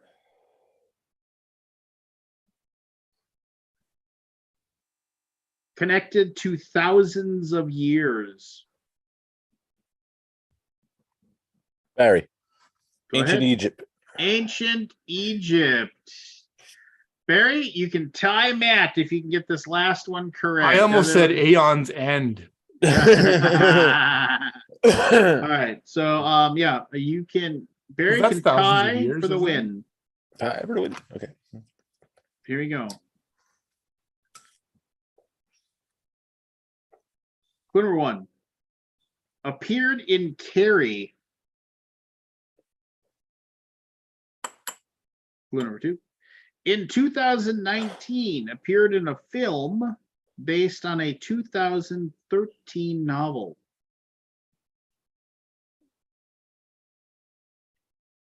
Clue number 3. Connected to the Divergent franchise. Those are good books. Clue number 4. Connected to West Side Story.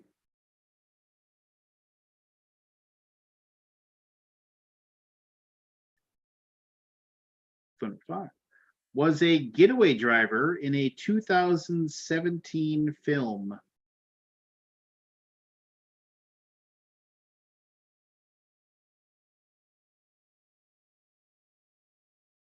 Final clue.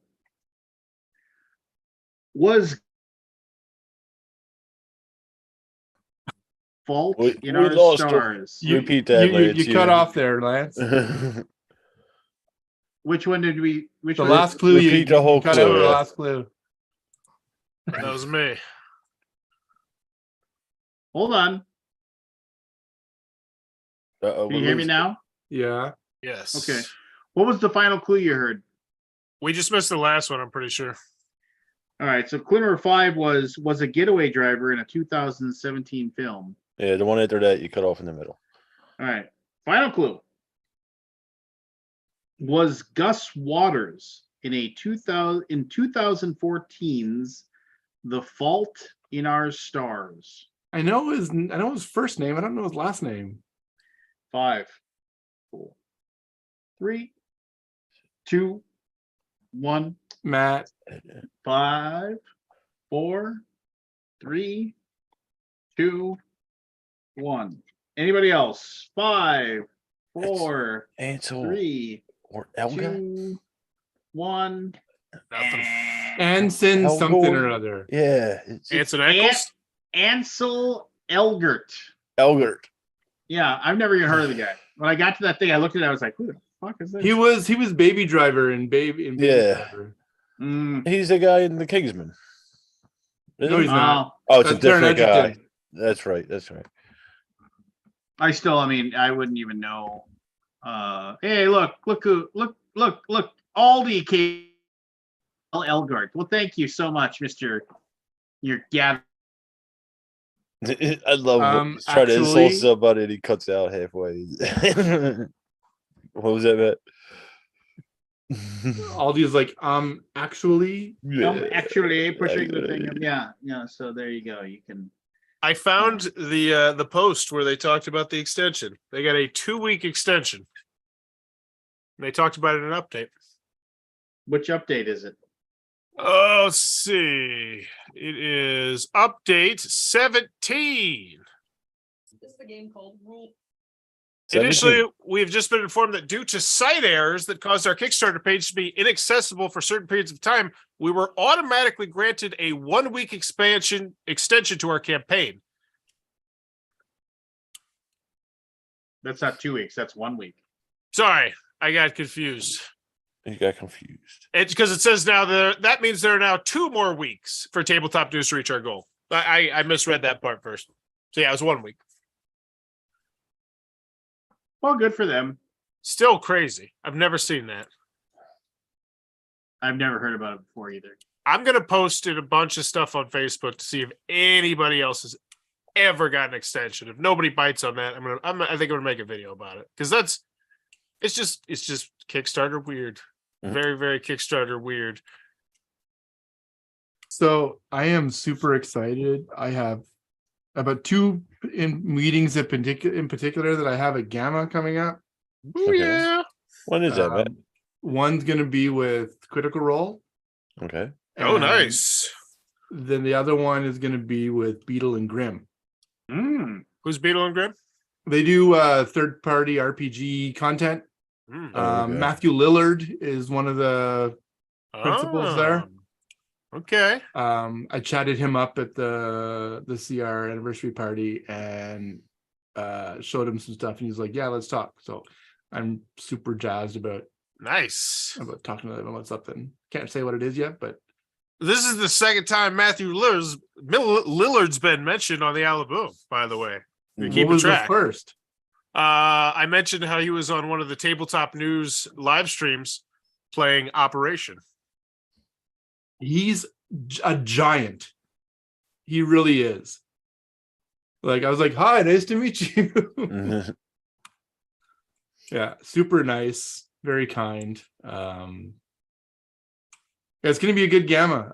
So originally I was supposed to fly to Reno, go to Gamma, come home for a week, go to Minneapolis for a work retreat, and then come home. And then my wife says, "Hey, how long are you gonna be home for? When do you leave Reno?" And I say the 29th. She's like, "Do we want to go to Cancun?" Nice. We haven't had a vacation since 2018. Yeah. So, and she hasn't had a day off literally since the shop opened. So your like, answer is wow. yes. Is Lance frozen? I don't He know. did have that laggy thing. He is. He's awfully quiet. That's why I was wondering. So now we couldn't figure out Cancun because the flights are shit if you don't go for the charter plane for the whole week. So You got to buy the vacation package and you get there for the whole week, and the things are better. So there he is.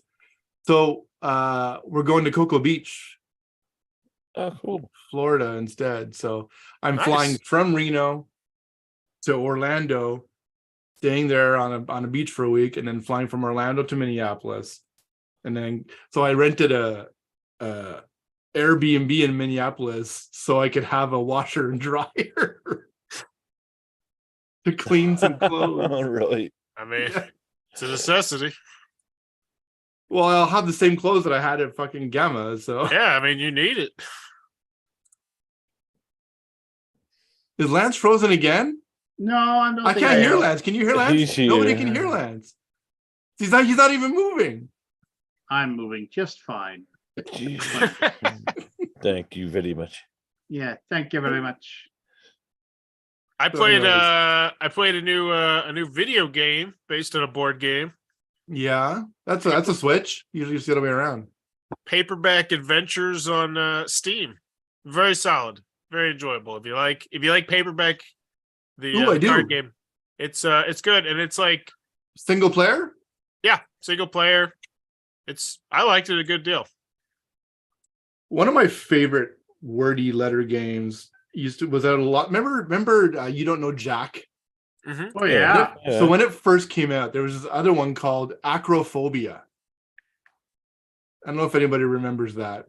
It's a very popular board game mechanism too, like Dixit or whatever. So basically what you do is an acronym comes up and everybody has like 30 seconds to write the best acronym explanation for it that they can think of. And then people vote on the ones they like the best and the ones that sound most plausible or whatever. That was just such a fun game. Would you shut up? I'm sorry, man. Don't yell at me anymore, please. Can you hear my cat? No, No. actually, was it? Oh my god, she's just like, She's in here. something happened. So we had 3 cats. Like 2 years ago, we had 3 cats. Then last year we were down to 2, and then late last year we were down to 1. And so I think she's lonely, and I also think she's got some thyroid or kidney issues that are really driving her up the wall. So, and she's also going deaf. Oh, So when they lose senses, they start I'm meowing a sorry. lot. Poor cat. So poor girl. Jed almost talked me into a dog last week. Yeah. My neighbor ca- showed me a pocket lab, I think they call them. But it's a lab that is like a puppy. It's as big as it gets. As almost. I like labs in general. It's like a but teacup dog. Yeah. I called the vet a couple of months ago. I called the vet to make an appointment, and I never got a call back. And then a couple of days go by. I'm like, oh, I got a call back, and they're like, "Hi, is this Matthew?" I'm like, "Yeah." I'm sorry, I don't. You made an appointment online. I don't. Are you a current customer or a client? I said, yeah. I said, and they couldn't find me in the database. I was like, okay, this is the Westboro Animal Hospital, right? Yeah. Okay. Yeah, I Googled the Westboro Animal Hospital, and I guess I clicked on the wrong link because there was one in the States somewhere. And I Oh. called and made and I think I'd been drinking that night or something. I don't know. Honest mistake. Yeah. Westboro, UA, US, Yeah. Canada. Are you going to Gamma, Lance? Did I already ask you that? He's No, not. sir. So how far are you not- from Minneapolis? I've already asked you this. You're like 3 hours from Like Minneapolis. a 3.5 hour drive. Yeah, 6 okay. hours. I Right. thought about going up to see Grant. He was in Boston. Was it last weekend? Oh, was it? Well, it's a little too far for me. Yeah. You're Boston is. in Delaware, right? I'm in Delaware. Yeah. It would be. Let's see. New York's probably about 2 hours. So Boston's probably like 3.5. Depending on the time of day, because New York's a pain in the balls. So what city are you in, Barry? I am outside of Newark. Is a small city. Wilmington is probably more recognizable. It's just below Isn't that Philly. Nebraska? Wilmington? I'm sure there is a Wilmington, Nebraska. There's also Wilmington, South Carolina. Springfield. Yeah, there's Lance is frozen again. Oh no, he's not. uh, Everybody's funny. No, I was serious at that. He's just contemplative. there is a Every- Delaware, Ohio.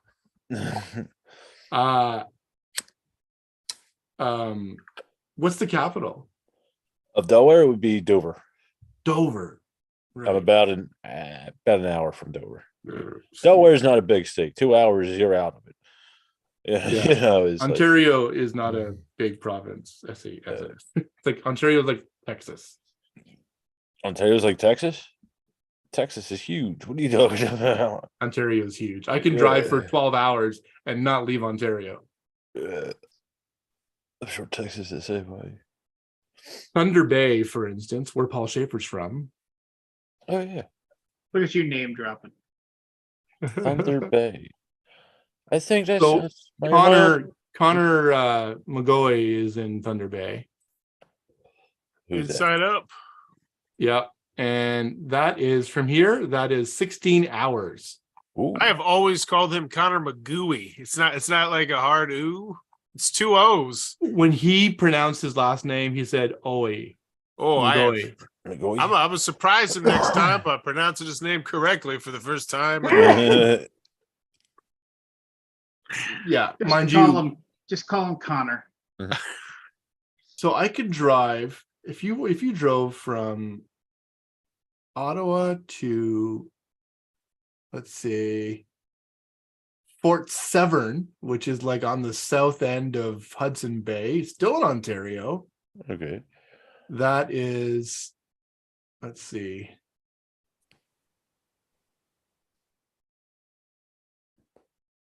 That is a whopping Yeah, I mean, yeah, I'm in suspense here. Come on. There's suspense. sorry, my fingers are not I hear you. You're old. I get it. from Ottawa. Sorry, we couldn't calculate. What? How can you Can't calculate. Damn Canadian map. Okay, let's go to You're a master of suspense. Master suspense. Google Maps is failing me, folks. How about if we go They don't like the Canadians, apparently.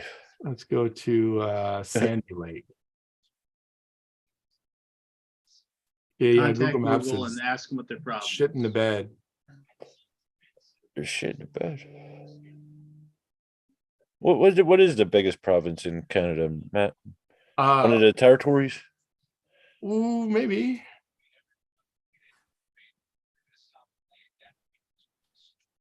It is Quebec. Yeah, it doesn't surprise me actually. Quebec. Quebec. Quebec. I've heard it both ways. So if One of my favorite shows. I quote that all. I say that all the time. Oh, I say, yeah, I've heard it both ways. I've heard it both yeah. ways. Ooh. It is. It's a really solid show, man.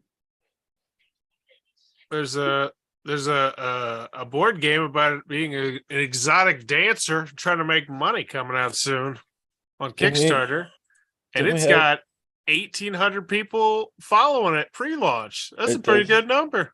that does not surprise me, man. Didn't Artipia Games have that one? It Yeah, was that's what I called. was It was. thinking. It was. What was it called again? It was called Pole Lap dancing. Dance. Lap It was called dance. Lap Dance. Yeah. Oh yeah, how'd that do? They made their money. Yeah, they made their money. Never heard of it again. It wasn't a really good game. If it didn't have the theme, nobody would have bothered playing. Yeah. From what I hear. I never played it. But Rated 18,538. Yes, it was not well beloved. How many people I wonder how many people are just people like mad about the theme. Okay, so apparently it was because it was in the tundra. It was it would not map a location. road there. Yeah. So if I go to Kenora, which is like on the border of Manitoba, I Okay. can still drive 21 hours without leaving the province. 21 hours across. the state. Wow, that's me going to Texas. Just about. Yeah. So speaking of strippers, Yes. did I Don't don't know, dance I can't now? remember if I mentioned last week, but you know that band Steel Panther? Yeah. So Satchel has this guitar, and instead of like the dots for the fret markers, Yeah. he has stripper silhouettes, Oh yeah. and the frets are the poles. Oh, that's cool. Isn't that? I mean, it's a little too on the nose if you, Yeah, but yeah. it's fucking hilarious. Yeah, they do all sorts of cool shit with the fretboards now. Yeah. The problem is though, they don't actually mark the frets very well. He's like, I get Yeah. confused all the time. Yeah. Anyways, all right. It's Anyways, 1:30. indeed. I'm going to bed. I gotta get up at like Yeah, it is getting late, so I suppose. Thanks a lot for not showing up at all. Aldi, kind enough to pop in and he's at Gathering of Friends. He's with his So? real friends, Lincoln, and Was that a so? so Oh, okay. but should not matter. yeah, we'll be back next week, same time and all that other stuff. Same bat time, same bat time. Hey. All right, I look forward to your video about that, Forrest. I got to do a little bit more research. I got to make sure that this doesn't happen to a whole bunch of people. But if nobody else has ever had it happen before, then it's a video. Well, there you go. You can just be a video asking if anybody else knows of any. Yeah, but So, Night, folks.